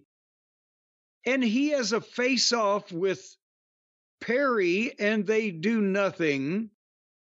And Garcia's got the blank look, and Perry rolls out. And then suddenly MJF's music plays. And MJF comes out to the ring. And I made a note. This is like Stone Cold Steve Austin making an entrance to face off with the hot dog vendor. So they've devalued MJF's appearances by miring him in with the children and the amateurs and the various sub main event status talent. So now MJF and Garcia have a face-off. At least, all right, this is the 2 guys back in the same place where they had the mayhem on pay-per-view a while back. And suddenly, for shits and giggles, I guess, Perry rolls back in the ring and just knocks Garcia out from behind with the fucking belt. And then he takes off. At least maybe we finally got rid of him. So then MJF takes his jacket off and he starts getting heat on Garcia. Garcia turtling up so it looks like shit. You can't hit anything. What's the matter with these fucking greenhorns? But nevertheless, MJF either was beating the shit out of him, or he got the microphone and cut a promo. He'd cut a little promo, which got a bigger reaction than most of the rest of the show. And then he'd beat on him a little bit and said he found the diamond ring in a pawn shop in Buffalo. It took him a little while, but he pulled it out. How many do you think Tony got like a deal on having a half a dozen of those made, or should he look into it? Tony loves buying belts. Do you think he loves buying rings? Well, I would think that rings and things count for like belts and welts and buttons and bows. So then he brought the ring out and he's going to make Danny Garcia kiss his ring. I didn't know MJF was Catholic. Anyway, here came, by cracky, Adam Cole music. What? Holy shit, it's just a night of surprises. And here comes Adam Cole running to the ring. I'm not sure. I know he's had an ankle injury, but did he used to run like he was running? Or I don't know, but at least he motivated out there without crutches and everything. And MJF bailed out of the ring and took off into the crowd. But if we think back to, wasn't it Christmas time or New Year's time that Adam Cole was the devil and had been tormenting MJF and was revealed to be the devil that had been doing that? And then MJF said he was going to get even, but now the people like the devil And MJF is the heel, so MJF is running from the guy what tormented him 9 months ago. Yeah. Adam Cole was the devil. He had an entire stable of heels who hated MJF and wanted to get him. And they ran off the babyface MJF. Has no association with them whatsoever ever again. And then the last time we saw Adam Cole, he was on the card again as a heel doing a promo, and then MJF showed up as a babyface and beat him up. That was MJF's return at one point. And we said, oh, at least they're going to just stop that and end that right now. And I guess Adam Cole is finally healed. So they're returning to this thing, but now Adam Cole, the devil, is the babyface, and the good guy is the person the devil turned on. Or the bad guy is the person the devil turned on. Is there some kind of pie chart or diagram where they stick the pins in the wall and take colored strings? And well, Tony has all the charts. I would ask him. Well, anyway, so and by the way, next to Adam Cole, Garcia looks like Lex Luger. It's all stages, folks. It's levels. It's levels of this stuff. See, already you can tell fatigue was setting in, Brian. I was starting to get tired. I was starting to, actually, I wasn't getting tired. I was getting burnt. I'm starting to have brain fatigue. I'm starting to have the stress. The stress is creeping in on me. I can't focus. I need to be able to concentrate. And already I know this is going to be a long, hard slog. And that's why I turned to our friends at CB Distillery, because I don't want to take, you see all of these over-the-counter things advertised out to yin yang. Oh, you can sleep better, or you relieve pain, or it can help you focus and concentrate. Of course, the side effects sometimes are your fallopian tubes spontaneously combust, or your testicles turn as hard as small steel balls. What? And then, as a matter of fact, that leads to a purse drop. Your coin purse, it leads to the droopage of that, because when they're so heavy, then they hang down around your knees. But you don't need to do all that stuff anymore. That's right. You don't need to do that at all, because now with one stop, right there, a figurative stop, not even a literal one, you don't even have to stop there. You can go there on the worldwide interwebs, cbdistillery.com.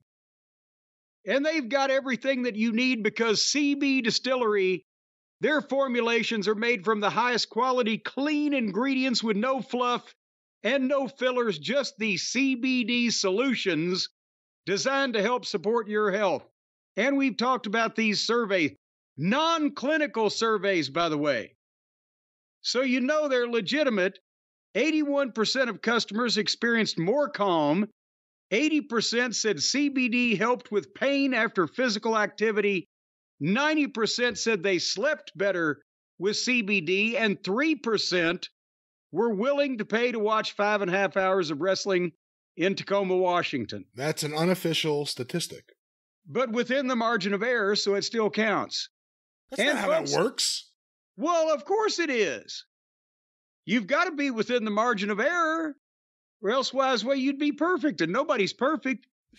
And folks, if you're not perfect and you struggle with a health concern and you haven't found relief, then you can make the change to CB Distillery and join over 2 million other customers who have taken advantage of their services. They got a money-back guarantee, 100%. You're going to get 100% of your money back if you have any type of, horrible side effect like this, like your feet fall off. They'll give you your money back. You won't have any horrible side effect like that. Well, it just depends on where you're putting your feet. CB Distillery is the source to trust. I've got a 20% discount right here. I'm about to tell you how to get cbdistillery.com. Use the promo code JCE. cbdistillery.com. JCE is the code, 20% off.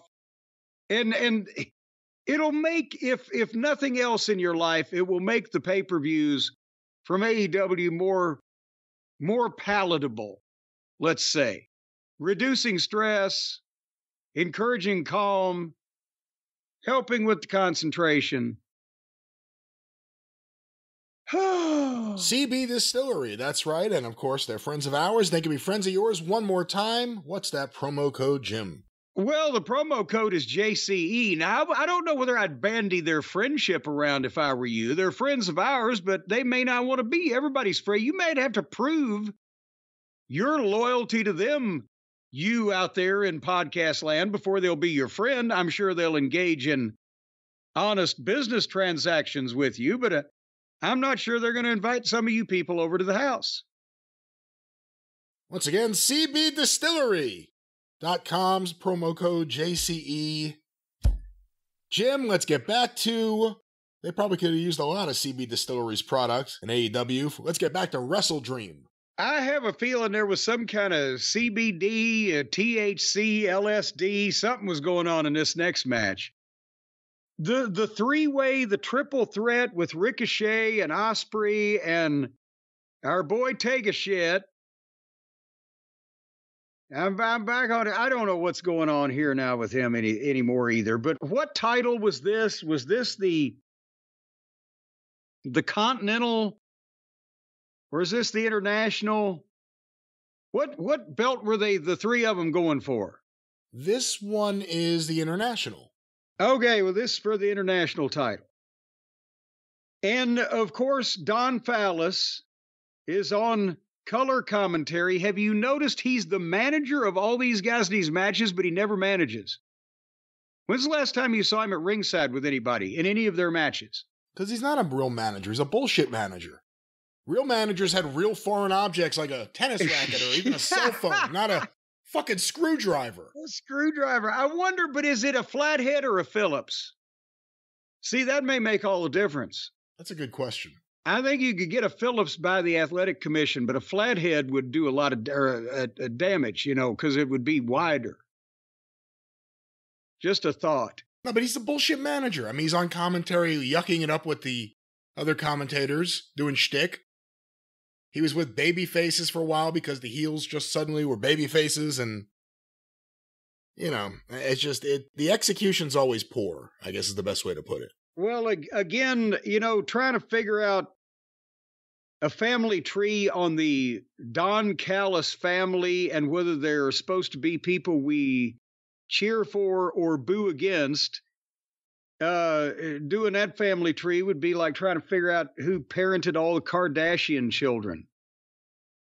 And in this match, you've got two baby faces and one heel, the way that I looked at it, because they like Ricochet and they like Ospreay. No matter how the people have been portrayed, Ospreay was in the heel group. They were cheering the fucking rafters off for him at the same time as they were booing the shit out of his manager. But Ospreay and Ricochet are the baby faces, and Take is the heel. So you got two against one in the wrong way.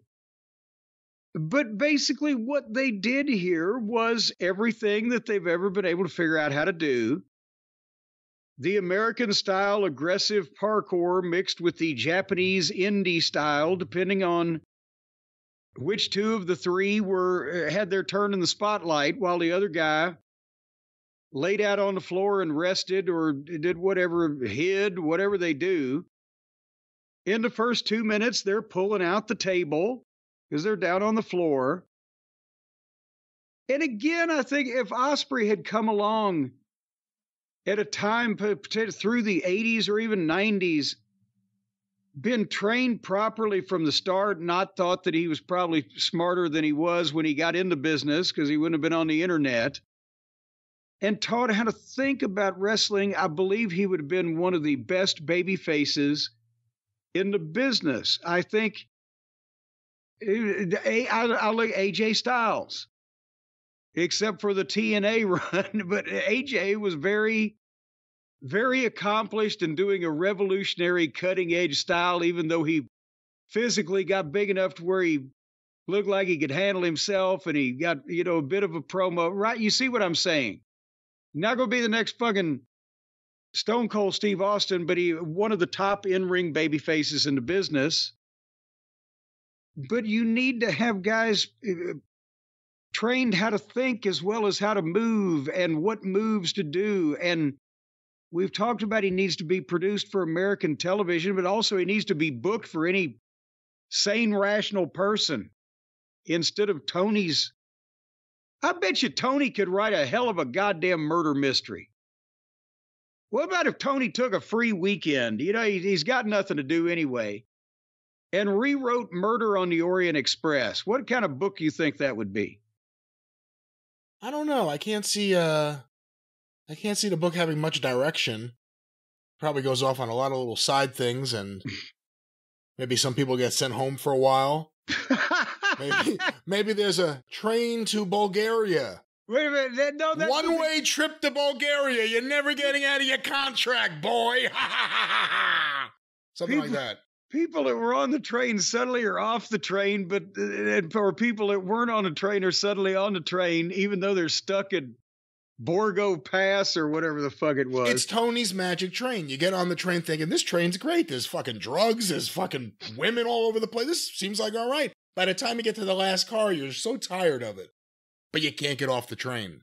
Don't you miss this train at the station, 'cause if you miss it, I feel sorry for you.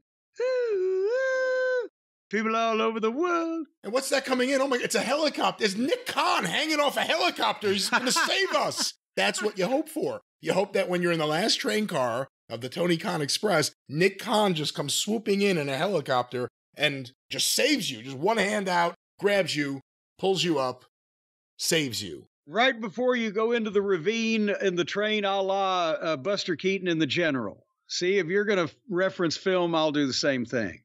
That's a great scene. That's one of the best film scenes ever still. But, you know, even it was a real train. They really did it. Well, yes, that's what I'm saying. Even back in the day, you had people like Vince say, let's pour concrete in a fucking Corvette. Well, let's run a fucking train off the goddamn trestle. Anyway, this match, and a bunch of people loved it on the Twitter machine and everything, because a bunch of people landed on their feet and did just high quality tricks, as your kids used to say. But as the basic match, one guy takes turns disappearing for no reason, so the other two can do their spots, and then they all three do a little dance. And then the obvious cooperation is off the page, and you can't suspend disbelief, and there is no way to tell a story. And in the process, the baby faces do more damage to each other than the heel does to either one of them. And it gets to the point where it's the same thing. Are we supposed to be rooting for someone, or are we just watching an America's Got Talent audition where these guys are going to do a bunch of cool athletic feats of legerdemain? And that's the match. And then after Ospreay and Ricochet have hit each other with everything that they've ever done before, then they decide to team up against the heel. And when they do that, the heel, there was one single heel, mostly kicks the shit out of both of them until they start fighting each other again. And then I wrote here the notes. Everybody no-sell shit to land on their feet. Now people are cheering the only heel in the match. And everything that they know doesn't work to beat anyone.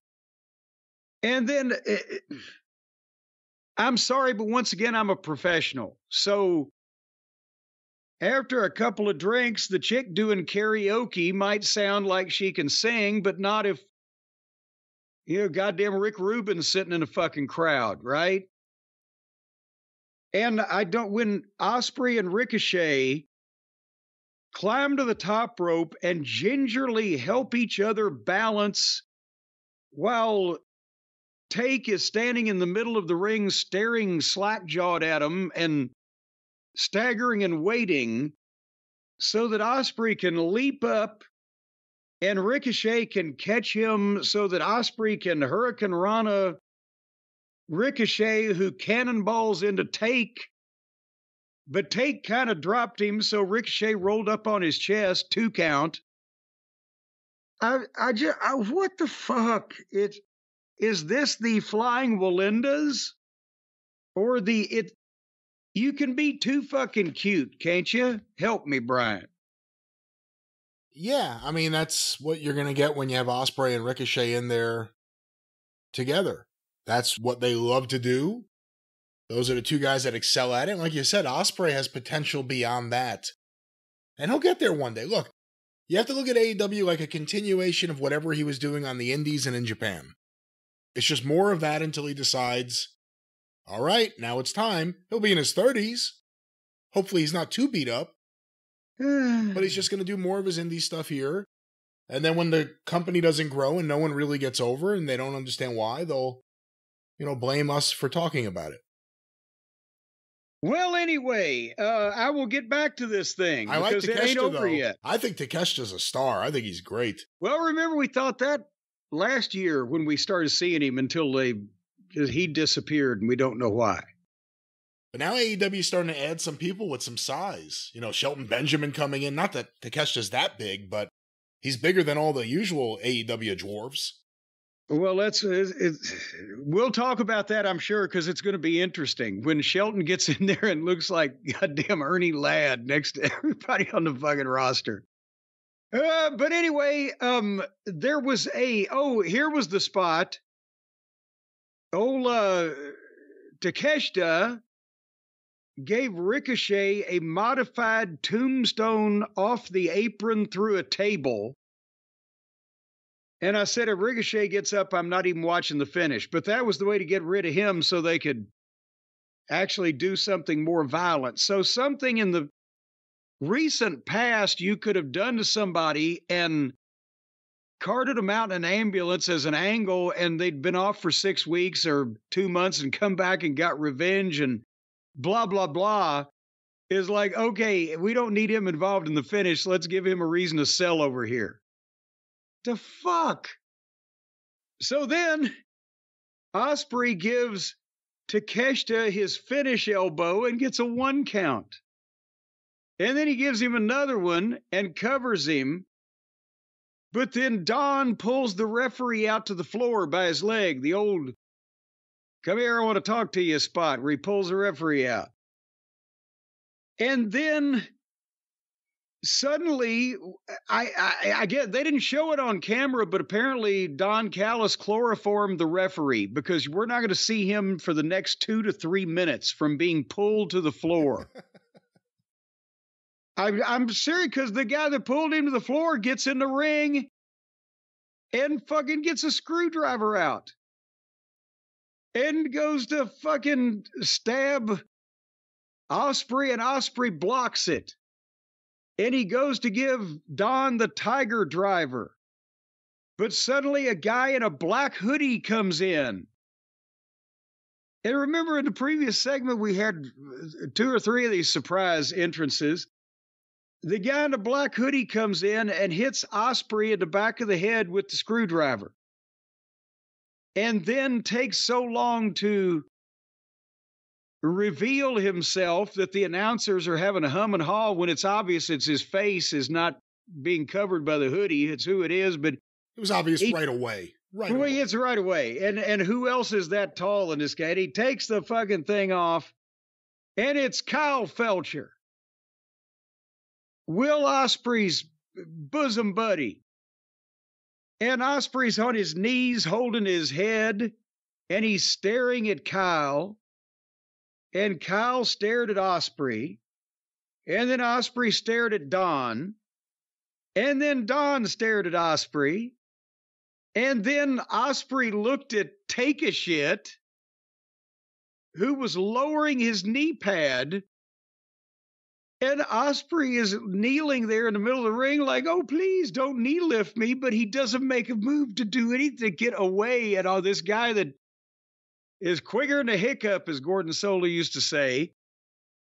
And Take runs and boom, gives him a knee lift and covers him. And Kyle throws the referee in, who was still immobile from minutes previously when he got pulled out, who made a slow 3 count like he was recovering from anesthesia after colon surgery. And he made the 3 count, and the new Intercontinental Champion is now take a shit. And then Kyle gave Ospreay the dreaded Tiger Driver. And this was the gymnastics match on the card, and boy, did they take their job seriously. But then, again, how many attempted murders? They're not talking about hitting somebody with brass knuckles. They're going straight to the, I'm going to stab you in the face with a fucking screwdriver. Why does it need to be a screwdriver? Just because they started using a screwdriver? Why did they start using a screwdriver? At no point did anyone bring up how dumb it is to use a screwdriver. I mean, I saw the way Kyle Fletcher was holding it when he came in the ring. So it's like, okay, he's going to bash him in the head with the side of the screwdriver? So, Which seems like an unwieldy way to... Yeah, those are the two options. You hit him in the head with the side of it, or you stab him with the actual screwdriver. Why would that... Who picked that in the Omega Callis days and then decided to keep running with it? And why wasn't Ospreay dead? And the thing is also, if you're going to hit somebody with the handle of the screwdriver, then you might as well bring in a ball-peen hammer, because that would accomplish your task much easier. Because why use a screwdriver to fucking hit somebody with the handle? It's like using, I don't know, a baseball bat and poking somebody in the top of the head with it with 2 hands like a fucking stick. But anyway, that was that match that a lot of their fans raved about, is what happened there. Not everyone can bunt like you. Let me ask you about Fletcher and Ospreay, because I've been high on Fletcher, and he's picking up size, and he's got a good look, and I don't know about those jeans he was wearing, but he's got his whole thing going on, and unfortunately he's got a shit manager, but he's got potential. Ospreay has been over. Ospreay hasn't been hurt as badly as everyone else because he's still kind of doing the stuff that he wants to do. Is this the right thing right now for Ospreay? A feud with Fletcher that would establish Fletcher? Or does Ospreay, I was about to say, does Ospreay need to keep working with established guys? But that's a silly question. Well, and there ain't a lot of them. That's it. At this point, if they will tone down the gymnastics and tone up the theatrics and give us something that would, okay, why did he suddenly decide to do this to his old bosom buddy and lifelong friend or whatever? What motivation did he have to, want the guy to not win and to fucking turn on him like that and to give him the, Tiger fucking Driver 1997? And if depending on that and whether we're interested in it, yes, Kyle is getting a better physique and he's got a look going on and he's got some size and he's a good athlete. But do we want to see the gymnastics that will appeal to the smallest degree of the audience, or do we want to see this Kyle Fletcher be an updated fucking, I don't know, an updated Rick Rude or an updated some type of fucking major main event heel is what I'm trying to articulate. Or just another fucking gymnast. And by the way, with Jake Roberts and Don Callis and now MVPs in there, they got the tallest manager stable maybe of all time. Well, that's, they got to have size somewhere. Yeah, there's some kind of lewd remark you could have come back with. I was trying to stay out of the lewdness here today, but that was the match. Right. Takeshita now the international champion. We'll see where they go with that. But what was next? Well, then here came Prince Nana, who sold his coffee and introduced Swerve Strickland, who made the big entrance in near his hometown, where he's noted all around the area as a noted arsonist and house burner and fucking home intruder. He's got a great record. But they chanted, "Welcome home," and whose house? Former burglar Yes, Victim of former arsonist. burglar. You may live on a block that he has recently or torched one of the homes. No, his home was torched. He wasn't torching the home. He I only forgot. breaks That's into right. them. He doesn't burn them down. That's right. He intruded in them, and the other guy is the firebug and burns them down. I told you he was worse than me. I only break in. He burns it down, sits in a lawn chair, doesn't get arrested. Well, in that case, no wonder people are saying Swerve's house all the time. They're trying to get the attention on somebody else's house instead of their own.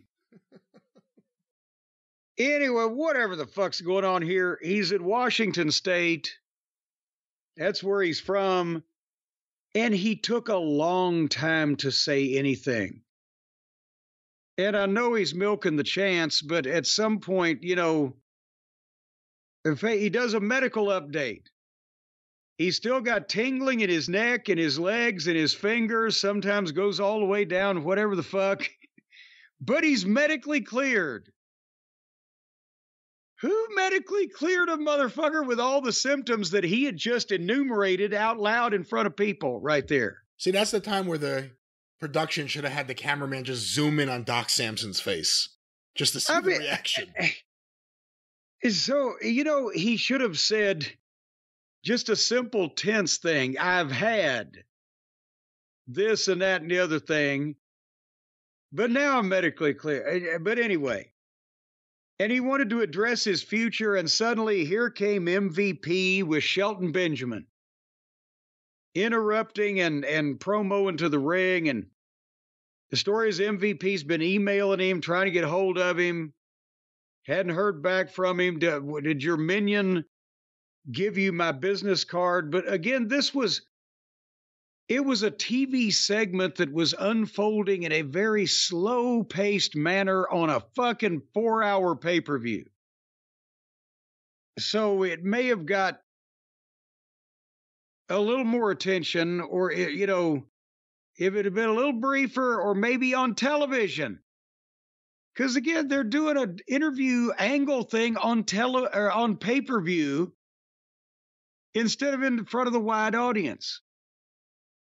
But the fans, while MVP was making his pitch, started chanting Swerve's house at random.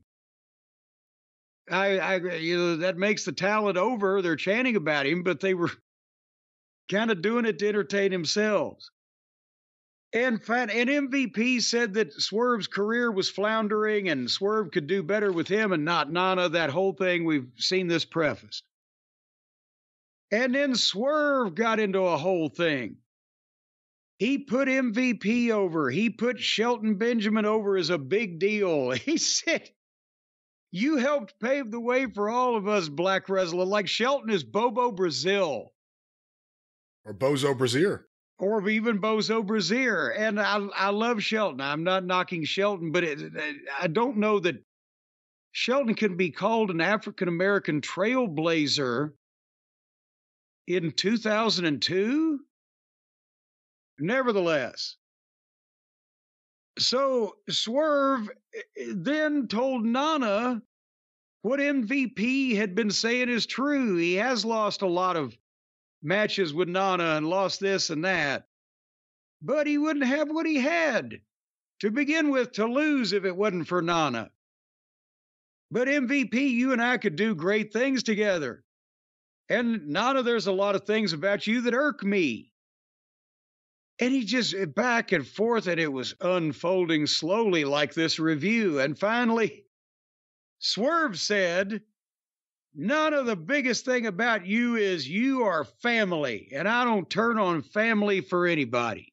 So MVP, shove your business cards up your ass. And then Shelton says, we weren't asking, we were telling. You're either with us or you're against us. And then Shelton shoved Nana back, and Swerve shoved Shelton. Shelton. And the referees came in, and many people were shoving the other people. And then it was over. Was that a TV segment on a pay-per-view or what? It was. However, with that said, it was one of my favorite things on the pay-per-view. I so far like the way MVP and Shelton have been carrying themselves there, and they look like stars in that ring. Again, is that a smaller ring? Is that a WCW size ring? Oh, yeah. Yeah, it's an 18-foot ring. I'm pretty goddamn sure. I'm willing to be corrected if somebody's taking a tape measure to it. I mean, again, we'll see where they go with this, but Shelton to me looks like a star in there. He looks like he's a big guy. He stands out more than he did in WWE. Yeah. I don't know about Swerve running down Nana and then saying, but your family. So yeah. Doesn't matter that you're my fuck-up family member. You're family. Yeah. You fucked me up out of everything, but you helped me get it too, so. Let me think of everything that's gone wrong. I lost my title. He took my teeth. They burned my house down. But you know what? You were there for me years ago with your coffee. Let's see where they go, and let's see how Lashley gets involved in this. Because you've got to figure that's where they're going. You have to figure that's where they're going. Again, and already, I think Swerve needs some friends, because the way they've portrayed Nana is that I don't think anybody thinks he's going to whip MVP, and Shelton and Swerve, if Lashley comes in, who's Swerve's friend or accomplice or help or whatever? No, legit, MVP is probably the baddest guy in that entire locker room. Like legit, in the legit world right now. That's probably so, but I don't think he's wrestling. And the other thing that, and again, we'll see where they go with Lashley and even Shelton. If they're in there with an Orange Cassidy, they got to crush an Orange Cassidy. It can't be a 50-50 match where they go 12 minutes or 20 minutes trading back and forth. That's what immediately defeats the purpose when you bring in guys like that. Same thing with Kevin Owens. When he comes in, if they have him go out there in his first match and wrestle 25 minutes, an even Steven match until the finish, until the final person didn't kick out, it's not going to mean as much as going in there and doing some damage, and I hope they do that with the Hurt Business. Well, you know what they did, speaking of doing some damage in the next match? This was the match that was so high on Tony Khan's wish list that he gave it to a 2 out of 3 falls. Hologram versus Rigor Mortis. Were you shocked like I was when the graphic for this popped up on the screen and it said 2 out of 3 falls? Well, no, because I had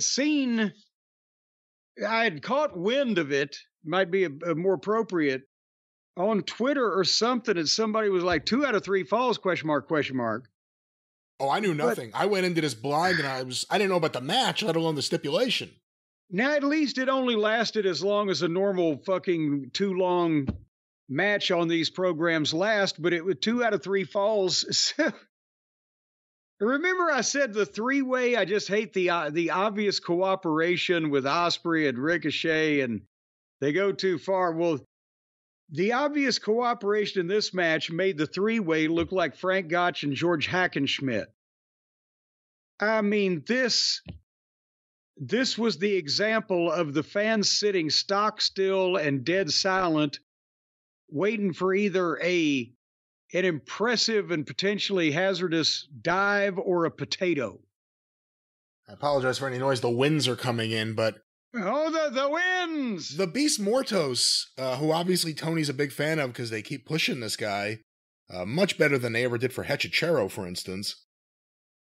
Didn't we just see him on Wednesday get introduced with his new manager, Jake the Snake Roberts? That's right, he was one of those fellas, wasn't he? Yeah, he was one of the 3 guys that Jake was now managing in exchange for... 3 guys in exchange for Lance Archer, and Jake wasn't out there with him for a big 2 out of 3 falls match. Well, I'll tell you what, from my experience, there's no way Jake was going to spend Thursday and Friday off in Washington State when he could have gone home. Or definitely he wasn't going to spend it in Spokane. Did they tape that when they were in Georgia at some point? Did they even have to fly? Well, no, he came out and walked out. Yeah, in front he walked out. He came out. Well, maybe there's trouble in that relationship. Jake, do you feel like working the pay-per-view? I'd rather not. Okay, you don't have to. Okay. Well, I'm going to make this one short because we got a long way to go, and it's probably going to take us even longer to get there. But the first fall was won by Hologram with a flying dingbat.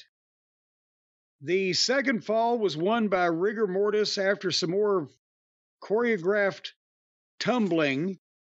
And the third fall was won by Hologram. Well, first Hologram did you see him do the flip dive off the top rope and almost break his own leg? Oh, yeah. Oh, yeah. I was so intrigued by this because they were doing this in kind of like the break spot where they would usually put a women's match or something. And the crowd were reacting to it like that. Now, by the end of it, they were reacting, but I couldn't tell if it was because of the match or it was kind of like, all right, they finally did it. They finally ended it. But it was really rough going. It was a relief pop. A relief pop. It didn't seem like the crowd was really too interested it didn't seem like they were too disinterested. They just weren't. They were like pod people. I mean, I don't know if they were real. Just sitting there pointing. We should have held a mirror up in front of them to see if they were still breathing. But they did some more shit after he almost broke his own leg. And then finally, he hit a spinning sit-down thingamabobby. 1, 2, 3. So he won 2 out of 3 falls. And boy, the sky's the limit, I think, for Hologram. Literally, it is the limit because he's Tony Khan's creation. And for no good reason, it was a 2 out of 3 falls match featuring him and his lucha stylings here on this show. We'll see. I mean, he's made some big moves lately. He appeared on Dynamite. Then the ratings fell into the toilet. No, it's not his fault, though, but that's where they are. What about if he changed his name and he was Lucky Lucha? Or Lucky the Lucha instead of Lucky Lucha? Instead of Louis the Lilac, Lucky the Lucha. Why? And Lucky the Lucha could team up with Minnie the Moocher. Minnie the Moocher? Yeah. That's a filthy song. Yeah, hidey, hidey, hidey, hidey. He used to live in Point Lookout, Cab Calloway. How long has he been dead now? He's been dead like 35, 40 years. Something like that. No, at least 35 years, I'd say. You know what I'd say to him if he was here right now? I'd say to him, Cab, what are you doing here? You've been dead for 40 years. All right, well, so then... if he came back from death, he may look like the Beast Mordos.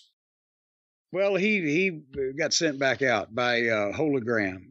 You gotta have me a hologram. We don't want ya, hologram. We don't need ya, hologram. All we need is a grown-sized man. Please stop singing. Isn't it something, though, that this was Tony's big creation? Like, you could see why Vince needed a wardrobe department. It's like the cheapest outfit on something that's like a homegrown creation. Creative Services could have drawn that right up for him. Something. All righty, nevertheless, moving on. Darby Allin, apparently, he has no money for car fare. Potentially doesn't have a driver's license. I believe that. He had to skateboard from a slum neighborhood filled with graffiti to the arena at one point while hanging on the back of a bus and on his little skateboard. He's such a little brat, just a mischievous little thing. And then he made his entrance in that same pink. That pink, do you think he ever washes that pink thing, that pelt? Whatever, you see it in these videos, it's laying on the floor in the street, out in the gutter, and the filth and the degradation, the goddamn sewage. He's dragging it around in the arenas.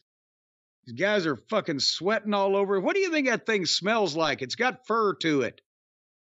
Did that come from a flamingo? What else has pink? A thrift shop. But no, I'm saying originally the species. I don't know. I don't know if it's even real. He probably wouldn't want real feathers or fur. He doesn't seem like that kind of guy. You can find synthetic pink furry feathers. When Darby came out on the entranceway, it hit me. And I've been thinking it lately with some of the promos. He's becoming insufferable. There's something I'm starting to not like about him for the first time. And it coincides with them trying to go all the way with him. And because he's one guy that actually does improve numbers. You know, and a lot of people think he'll be the guy to take down Moxley. That's the way it's been set up. But he's becoming more and more unlikable to me. But now, just think about this now. Hold on here for a second there, feller, because I wouldn't even say he's insufferable yet. But that's the thing is, okay, yeah, we get it. When you were a young man, you were the reckless skateboarding tattooed fellow, and you had to sleep in your car because apparently you were too good to get a job bagging groceries. But nevertheless, but now what is he almost? We've established he's past 25, isn't he? And they know he's making big money there now. So 31. Okay, he's a 30-year-old adult man that people know is making at least high six figures a year, and who knows how much he's making.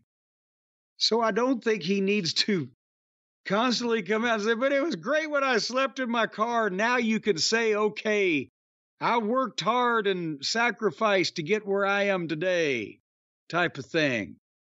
Instead of just being the idiot that still wants to fucking jack around on a skateboard. Still wants to sleep in his car.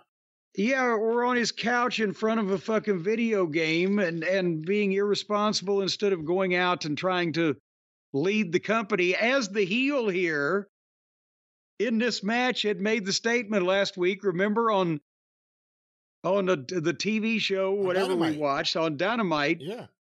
Darby Allin's out there screaming and whining at the heel, acting like a heel and like a spoiled kid. And Brody King, the heel, was the voice of reason, saying, if you're the face of AEW, what happens when you kill yourself? We have to save you from yourself. He's the voice of reason in a calm manner. Listen, he was one of the best baby faces I've ever seen in that promo. He was just the big, lovable, I don't want my little friend to get hurt baby face. He was great. He was Baloo the Bear. Honoring the House of Black.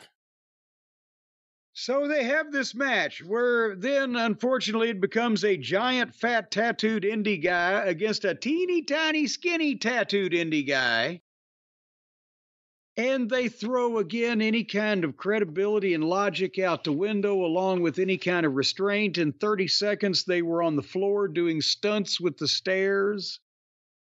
And then Brody King puts the stairs on Darby and stands on them on the floor. Again, they're on the floor for as long as they want to be. The referees aren't even trying. And it doesn't even have to be no disqualification. They can use all these things in front of everybody. And Brody King just throws this guy around like a sack of shit, does everything to him, but nothing beats him because it's fake. That's the only thing that you're left with, the summation you're coming away from. Because after being, beaten up like a crash test dummy, then Darby makes his comeback at 100 miles an hour. And Coffin drops the guy off the top rope to the floor, but then Brody King takes back over and gets more heat on Darby.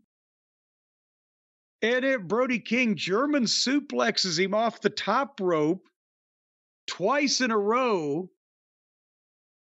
But then both of them sell. He just German suplexed the guy. Why are you selling it? And then by the time Brody King covers him, that's a 2 count. And then Darby pushes Brody King off the top rope, who takes a back bump onto the steel stairs that are sitting on the floor. And then Darby comes off the top rope and Coffin drops Brody King, who's laying on the stairs. And Brody King beats the count. He comes in at 9. And then Darby hits another Coffin drop. 1, 2, 3. He beats this fucking giant guy. And then... Who's grateful. Yes, he was grateful for the ass whipping, because as soon as they finished with this, then Brody King comes over, sticks his hand out, and they shake hands. After just trying to mutilate each other. What sense is this supposed to make? Where'd Buddy Matthews go? I don't know. That is a good question, because I think he came back from Australia, didn't he? Because Rhea Ripley came back. Well, I mean, I don't need Malachi Black. Yeah, where's Malachi? Well, he's either hurt or doesn't like creative, and I don't care. But can I tell you something? And this is going to sound crazy. I never thought about it until the other day, and then this. They should break away Brody King and make him a babyface and never reference the House of Black ever again. I'll go for that. I like that. On the promo, if he talks straight like that, and, as long as they don't make him just a big sap, that could work, as opposed to, I'm with the creepy, spooky people. No one wants that. And they don't even show up, or they're not there, or they're not booked, or they only work Saturdays, or whatever it is. Sundays and holidays are the big times. That's when you get that in your contract, you'll be farting through silk. Oh, but anyway, it was about this time in the show, Brian, to be quite honest with you, that I was ready to go to bed, but there was more show left. But I had a comfy bed waiting for me, and I knew that. Have you ever had the clinical psychologists, they have a term for it. It's called helix envy. Have you heard of this? I have not heard about this. Did you get one of the new clinical studies? Well, yes, because when they come out of the clinics, they're right there. And helix envy is when you envy other people that are able to currently lay right down on their helix sleep mattress because you have one. And you know how good it feels, but you're not able to lay down on it yet because this long-ass pay-per-view will not come to an end. That's helix envy. And right then, I wanted to kill some of the people that could lay down on their helix mattress because I wanted to so bad. Now that I've explained it to you, Brian, do you not suffer from that syndrome? I have multiple helix mattresses in my house for me and my family. I absolutely most certainly do not suffer from helix envy. I think other people suffer from it about me. I'm not saying that you don't. I'm helix rich. I'm helix rich. No. See, you're not getting my point. It's not, you only have helix envy. It's worse when you have the helix mattress, but you do not have the time to lay down in it. Oh, that was your point? That's my point. Because you're continuing to work to provide for yourself and the children, because all of the Cult of Cornette members are our children out there. This was your point? Really? Yes. Oh, well, in that case, yes. That I get mad when I know that there's other people that can just click that pay-per-view off and go lay on their helix sleep mattress and get a good night's sleep, and like they're floating in a cloud, like they're wrapped up in the warm belly of a kind puppy. No matter what position they like to sleep in, front, back, sideways, doggy style, missionary, cowgirl, reverse cowgirl. No matter what kind of mattress or what kind of firmosity or what kind of size, they got a great mattress they can lay in and sleep in because they have gotten one from helixsleep.com. But right now, I've got a Helix mattress and I can't lay on it because I'm broadcasting to the people. And that's when I get helix envy.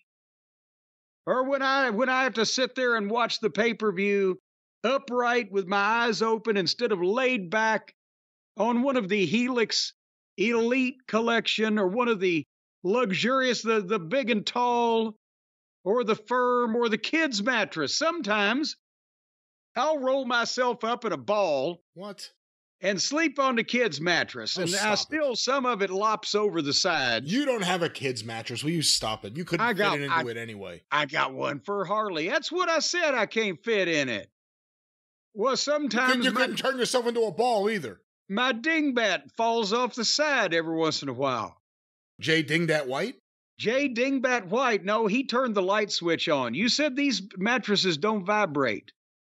I found a motor in one of my mattresses one time, but it wasn't vibrating. It was flashing green and red.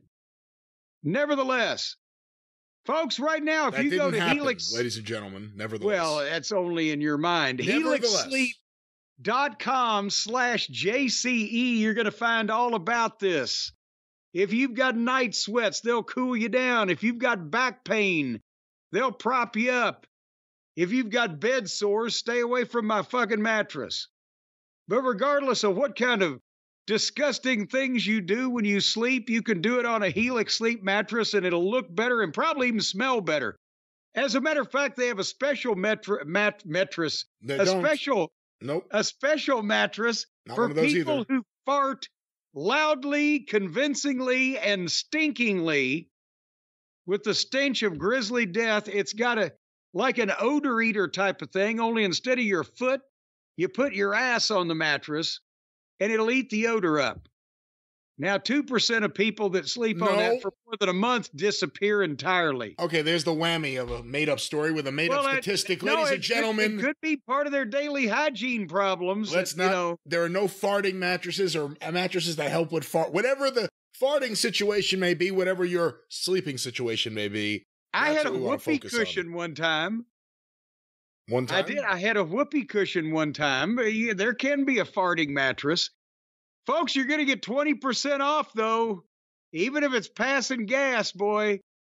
Even if it's just puffing one out there, you're going to get 20% off all the mattress orders, farting or not.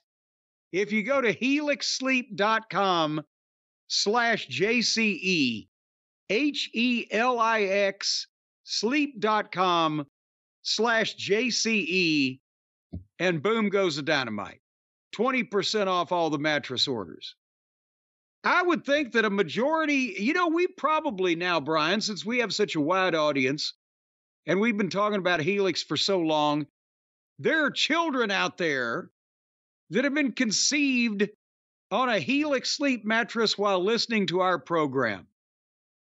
And I think that the parents should write that down, put it in a sealed envelope, and when the kid turns 18, then he hears the truth about exactly the circumstances he was conceived under.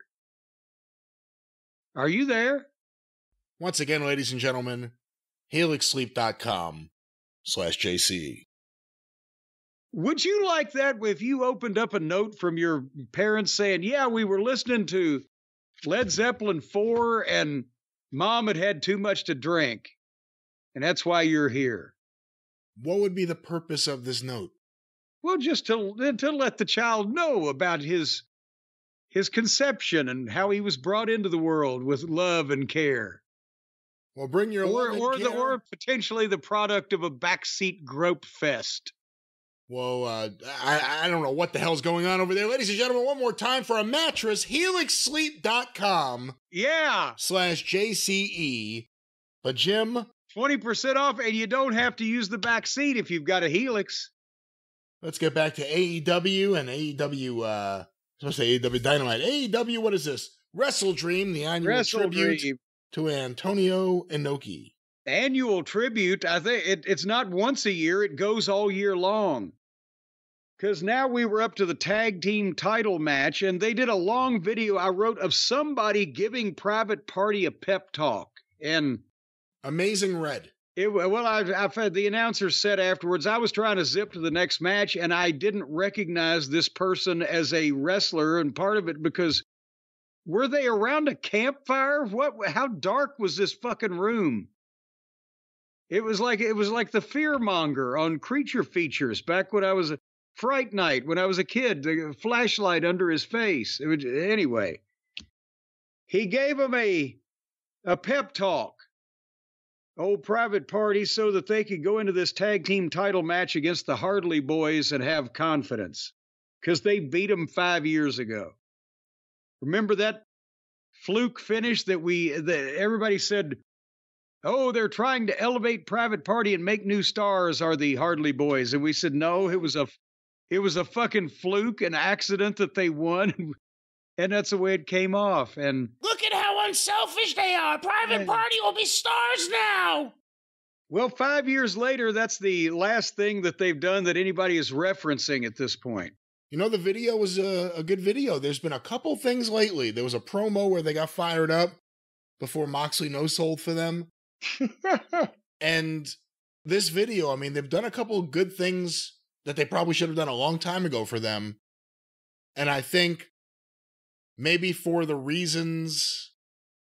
variety of reasons, I think the fans there expected them to win. And I think the fans, I don't want to ruin the review, but I think the fans really wanted them to win and were kind of really bummed out when they weren't. When they didn't, I can't speak.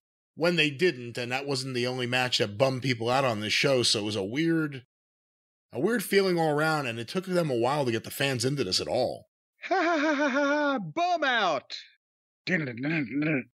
Well, and Private Party, by the way, announcing them at a combined 381 pounds doesn't help the perception that everybody is diminutive on this. Two guys can't be 400 pounds together? What the fuck?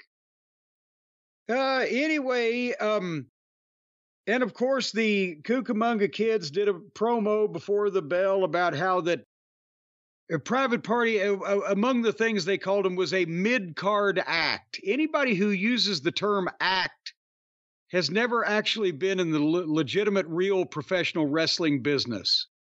It's not a fucking wrestling term. Oh, they're an act. I've always hated that. That's how Uncle Dave does that. Well, they're a tag team act. Not since vaudeville died, Dave. Fuck.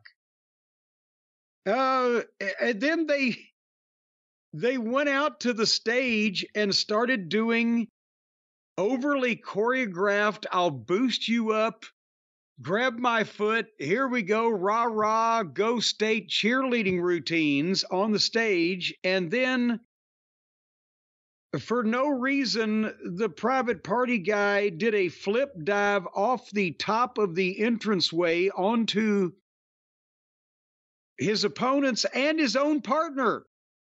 It just knocked the shit out of all of them.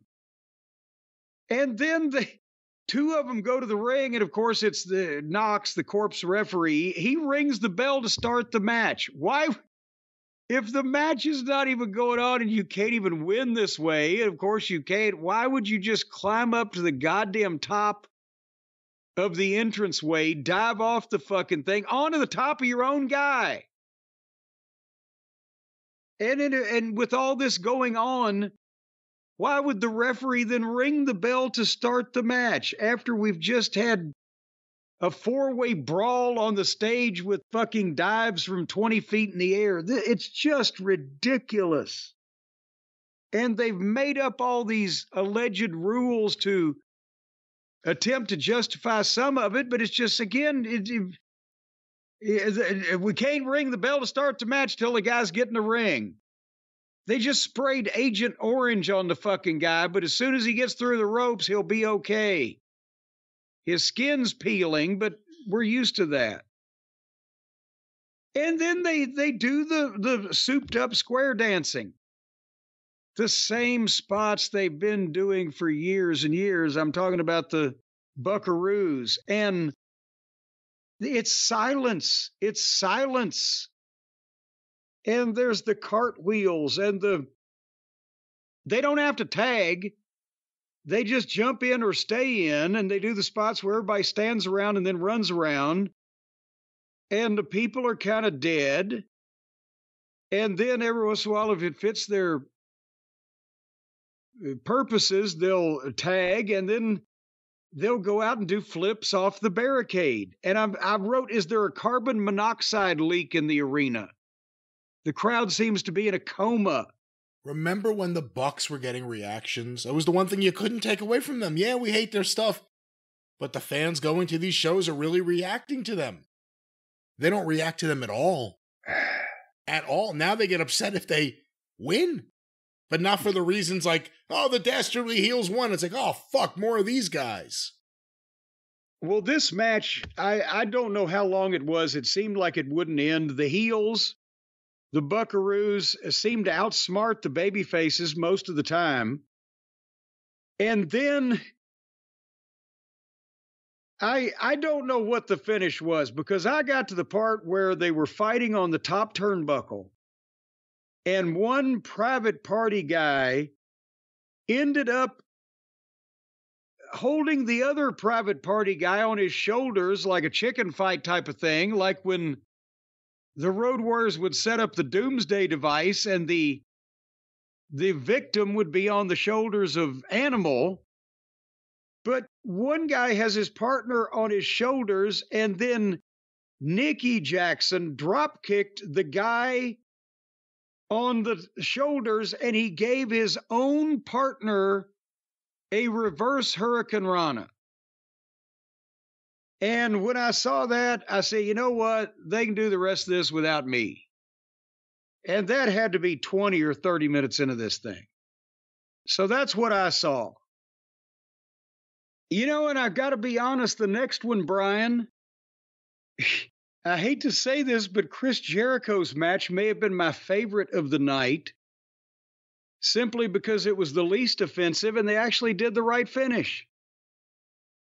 And because I've said that of all the lost opportunities and the dropped balls and in the booking and the people who could have maybe been better than they were but weren't because they got booked back under, Mark Briscoe's the biggest one. But it was a single match, even with goddamn tomfoolery. And again, they did the right finish, even though some of the stuff they did to get there. They get in a fight. They go to the floor for suplexes and elbow drops. I don't know why they set the ring up. But at least the fans get up and they get going for Briscoe because they like him. Most of the AEW baby faces are either bland, sissy dickheads or whiny or some fucking issue. Briscoe's got personality, and he's got the track record and the family connection and the sympathy from the fans. And, you know, they could have done something a year and a half ago. But then again, they've still got there's no reason to gimmick this thing up. Jericho supposedly draws the attention of Aubrey Ed so that Big Bill can pull out a table and lean it up on the desk. But here comes Pockets, and he beats up the 7-foot giant, and they fight off, and the match continues. And then Jericho gets some fucking heat, and they're on the floor for another several minutes or so.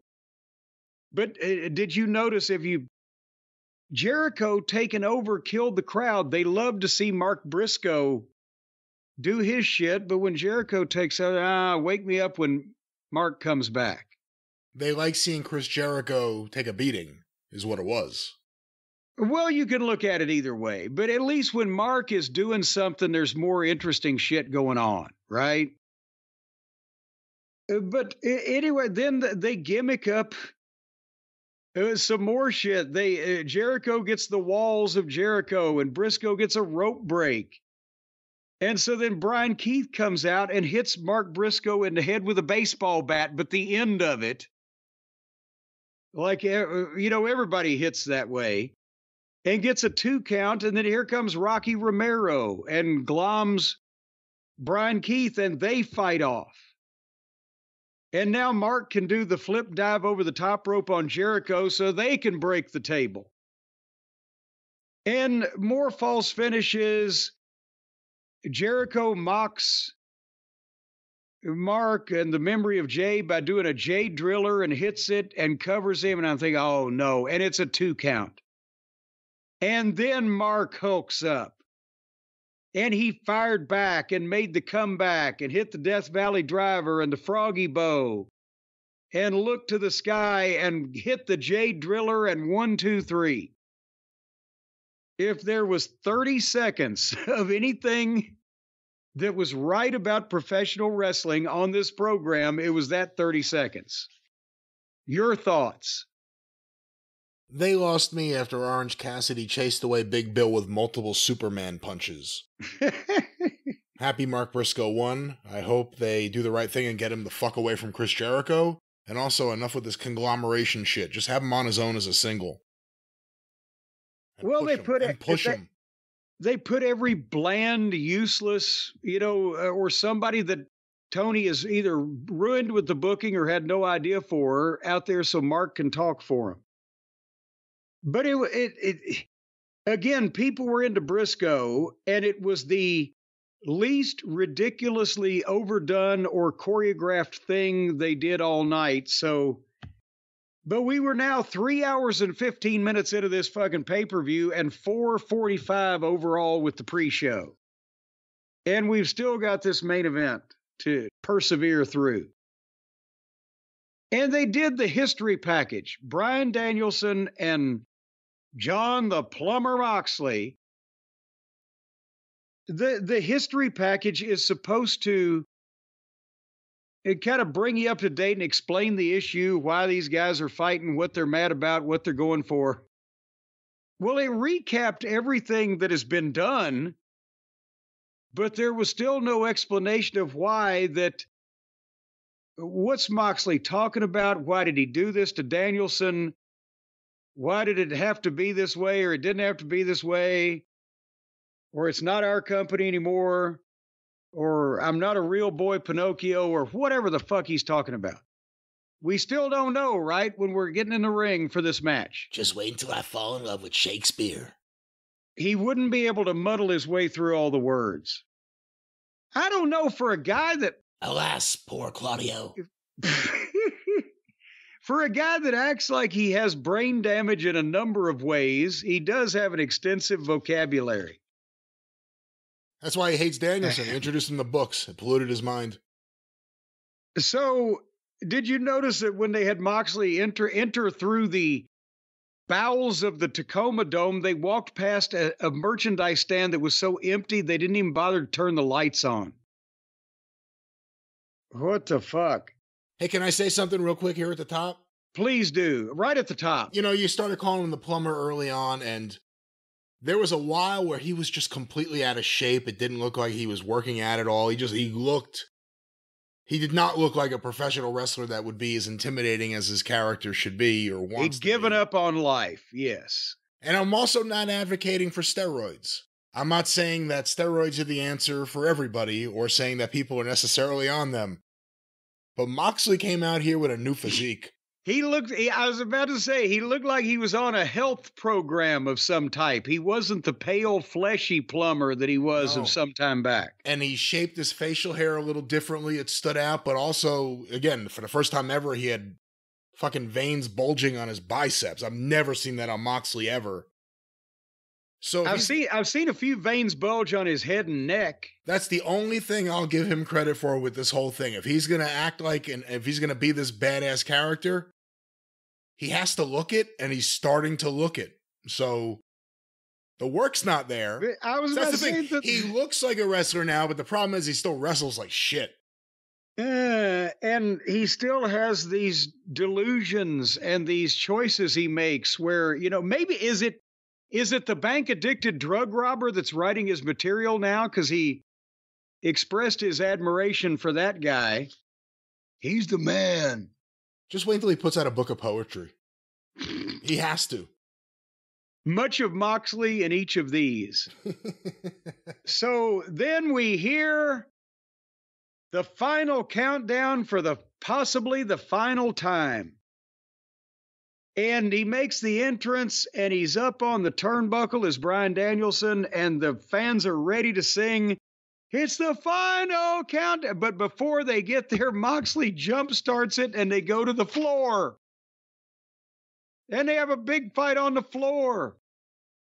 But the final countdown is still playing, and the fans are chanting yes, and Moxley is choking Danielson with a camera cable, but then Danielson starts choking Moxley, and Marina Shafir jumps up on Danielson's back, and Moxley stops Danielson, but now the fans are singing the song while Danielson is getting beaten up because they don't want to miss the opportunity to sing the fucking song. And this is the last time. That poor band Europe, they have to cancel the vacation next year.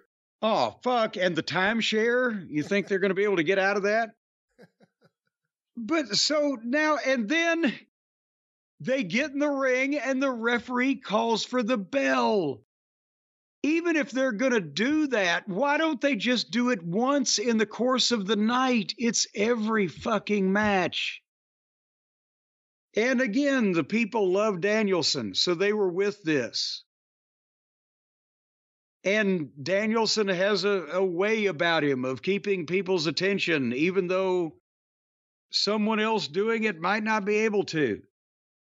But I'm sorry, go ahead. No, I've come to hate his matches, and we'll probably talk about it on the Drive-Thru because I got a lot of questions, and one of them was about a quote that I saw where he basically said, he doesn't wrestle for the fans. He just wrestles for the way he wants.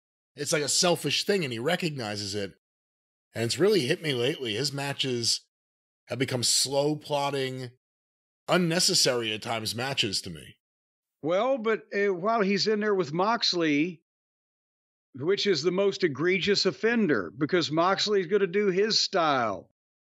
Moxley pile drives Danielson on the announce desk. He chokes him with the cable. They're not even trying to be, or not to be counted out, even though this is not supposed to be an anything goes match. It's the same fucking rules. It's the same, not lack of rules. It's the same shit that everybody's doing all night.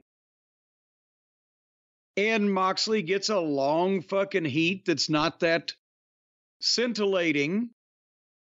And Marina Schaefer pulls up the floor mats, and Danielson ends up backdropping Moxley on the naked concrete and making a comeback, but Moxley would take back over. They did the face-off, and they traded the forearms.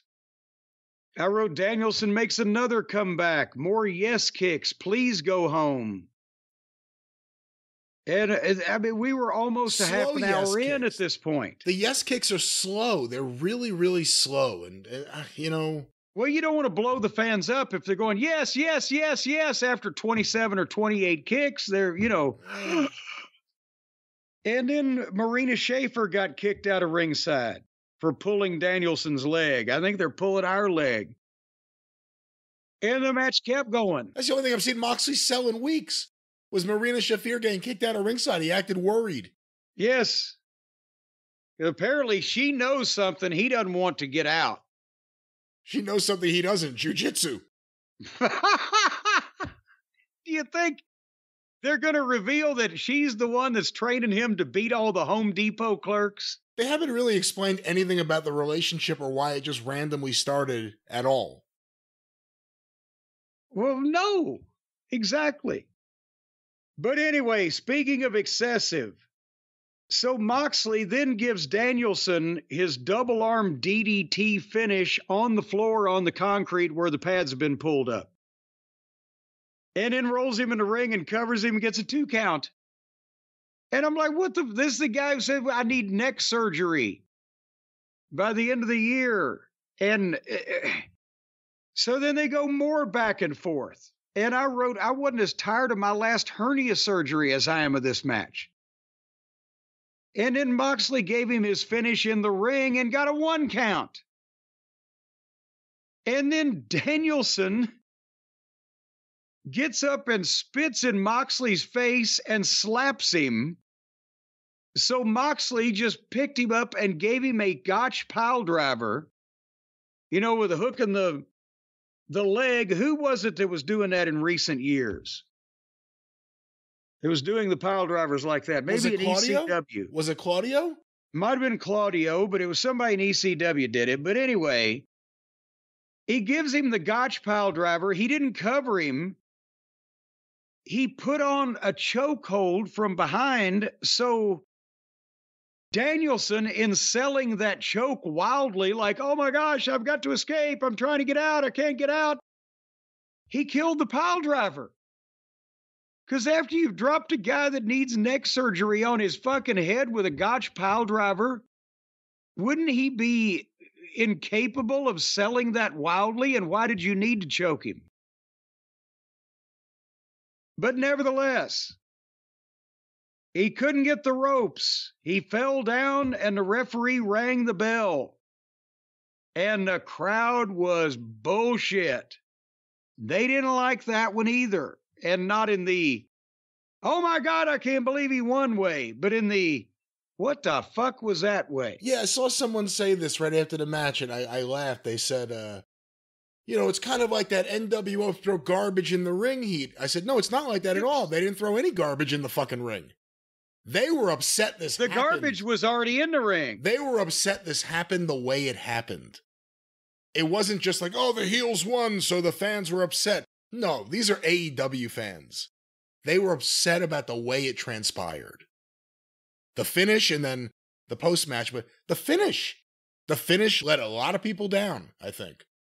Well, they beat Danielson in his home state flat with a rotten finish in a match that was way too long, and it wasn't what they wanted to see. And I don't even know if they'd have wanted to see it if they understood why that Moxley did all these things to Danielson. And obviously, Danielson doesn't know either, or elsewise he would have come out and said. But nevertheless, the attempted murder is not over. I think the only thing they killed was the town, but At that point, the fans were just upset after the finish and the way, again, it wasn't like a roll-up or anything. It was complete annihilation of Bryan Danielson with a choke. They were let down. I think what happened after it was what made a good portion of, from what we heard from some feedback and from what I felt watching it, that's where I was like, this is bullshit. What is this? well, and there maybe is one NWO comparison, because remember when the NWO beat up the WCW guys who were supposed to be the baby faces every fucking week, and they couldn't whip anybody? Maybe there's some correlation here, but so Moxley is now the new AEW champion. They didn't even elevate a young guy because they don't have one ready. They put it back on the worst pushed wrestler in the business today. And now they pull out the plastic bag and they're going to put the bag over Danielson's head again.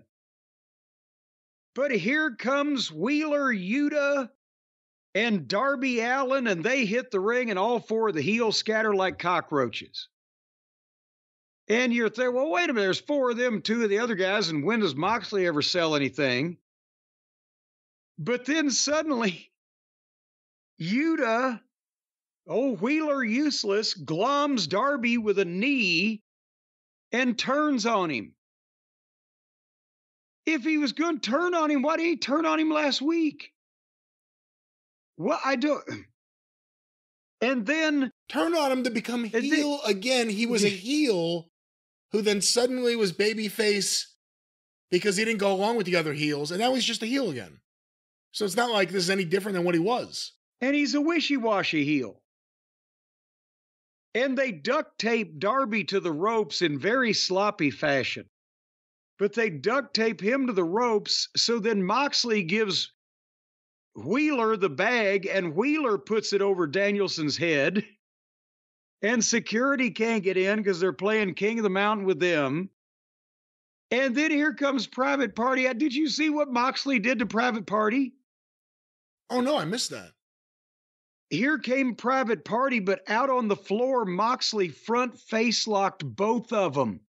Oh, I did see that. Yes, I did. Yes. And he drug them over to the railing and had neutralized both these motherfuckers, one under each arm. Maybe it was the fucking armpit BO. I'm not sure. So then Jeff Jarrett comes out and Moxley no-sells him and beats him up. And in the ring... You know who no-sold Jeff Jarrett more than Moxley? Did you hear Jim Ross on commentary? No, because I was watching this fiasco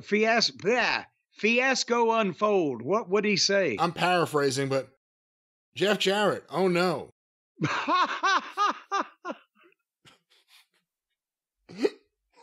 Well, while all that was going on, Claudio in the ring had gotten a chair and put Danielson's neck in the fucking chair, and they end up the heels after they put a plastic bag over his head, after they beat him with all these various moves.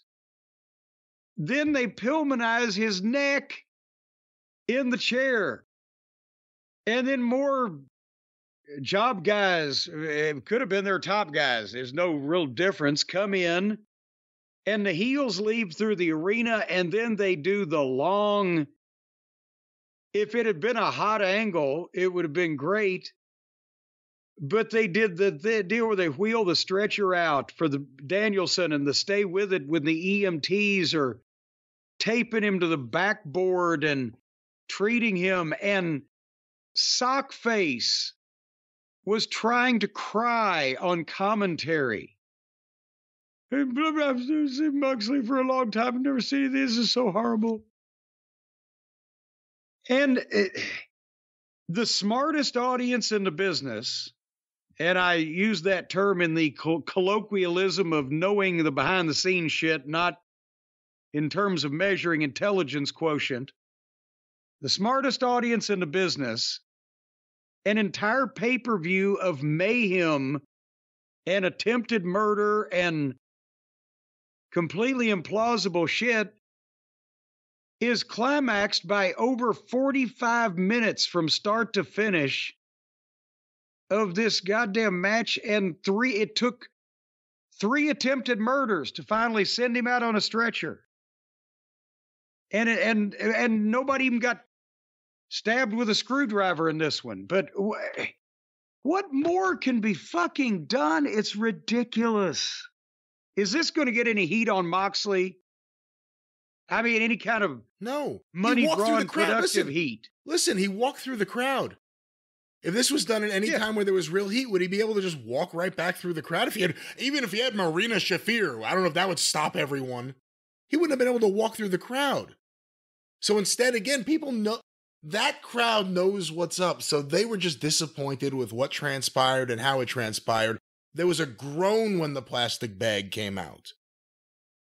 Because we groaned when it happened a couple weeks ago. And they do it again. But in any kind of crime scene, Sergeant, what was the cause of death? Well, he was shot. He was suffocated with a pillow. He was choked to death by the bruises around his neck. And also, we believe he may have been poisoned.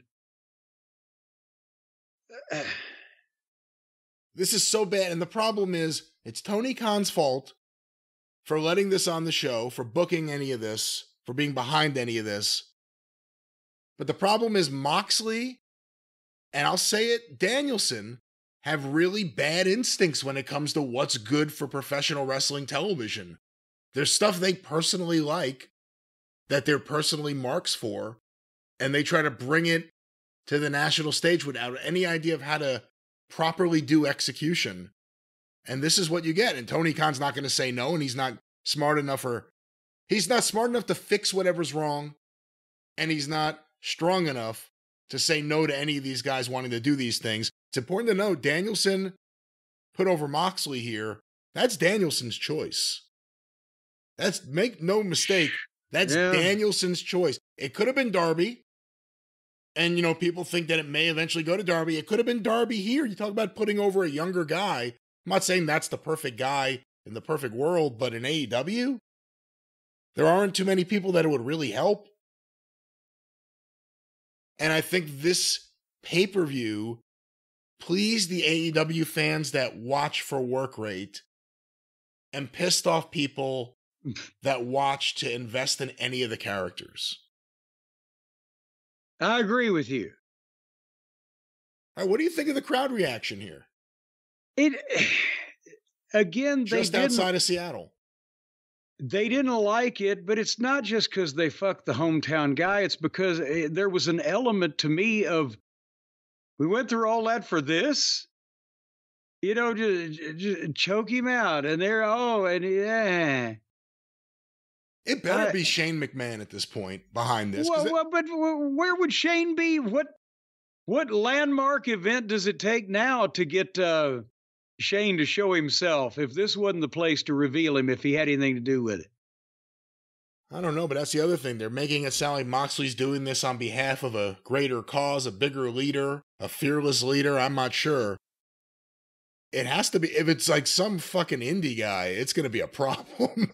These fans are really, like, that's the thing. People are now thinking it could be Shane McMahon. Even if it's not, it has to be someone. Well, if it's Kevin Owens, that's at least someone, but that's not for a while. Well, and besides that, I don't think it'd make a lot of sense, but I don't think there's a higher power. I don't think that Moxley is going to be subservient to anybody in his own fantasy angle here. I think it's some type of, not motivation, but mindset that he has found, and he's still going to be the fucking boss of this thing. I don't think he's going to let anybody else be the one to fuck the dog and him just hold its head. That's just me, though. What do I know? I'm only right all the time. Well, Moxley, once again, for either the third or fourth time, I'm not sure, the AEW World Champion. Bryan Danielson seemingly done as a wrestler, although I'm sure we will see him again. He's done as maybe a full-time wrestler, if you can call what AEW is full-time. But he's apparently... Takes up a lot of my time. He's apparently going home, and...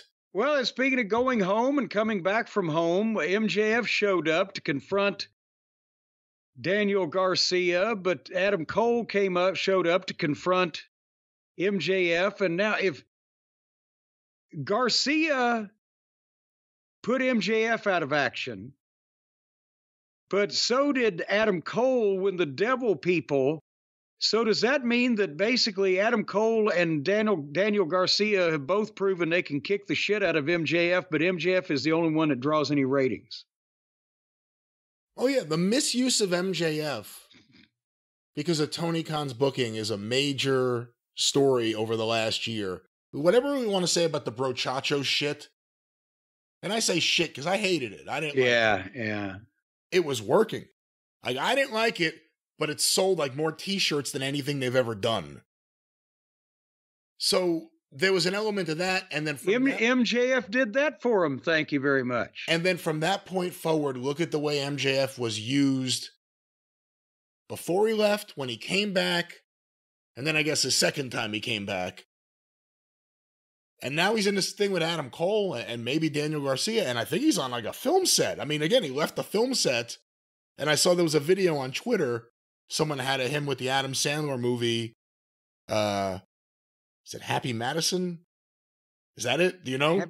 Happy Gilmore. Happy Gilmore. You're thinking of Holly Madison. She was the penthouse pet and concubine of Hugh Hefner. I think I was thinking of Billy Madison, the movie, but either way.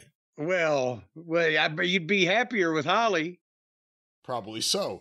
But where are we going now? Happy holidays. It was your story, and then you started talking about naked women and threw everybody off. But the point is, he's on a film set. I don't know how much. Is he going to be flying into Dynamite every week?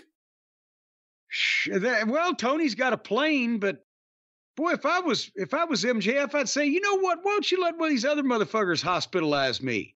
I'll be gone for another couple months, and I'll come back and let another one hospitalize me. You can get 6 hospitalizations out of me this year. As long as I can agree not to get Ray Phoenixed. You hear about that? Apparently Ray Phoenix, Tony's adding, was it 8 months to his contract? Oh, yes.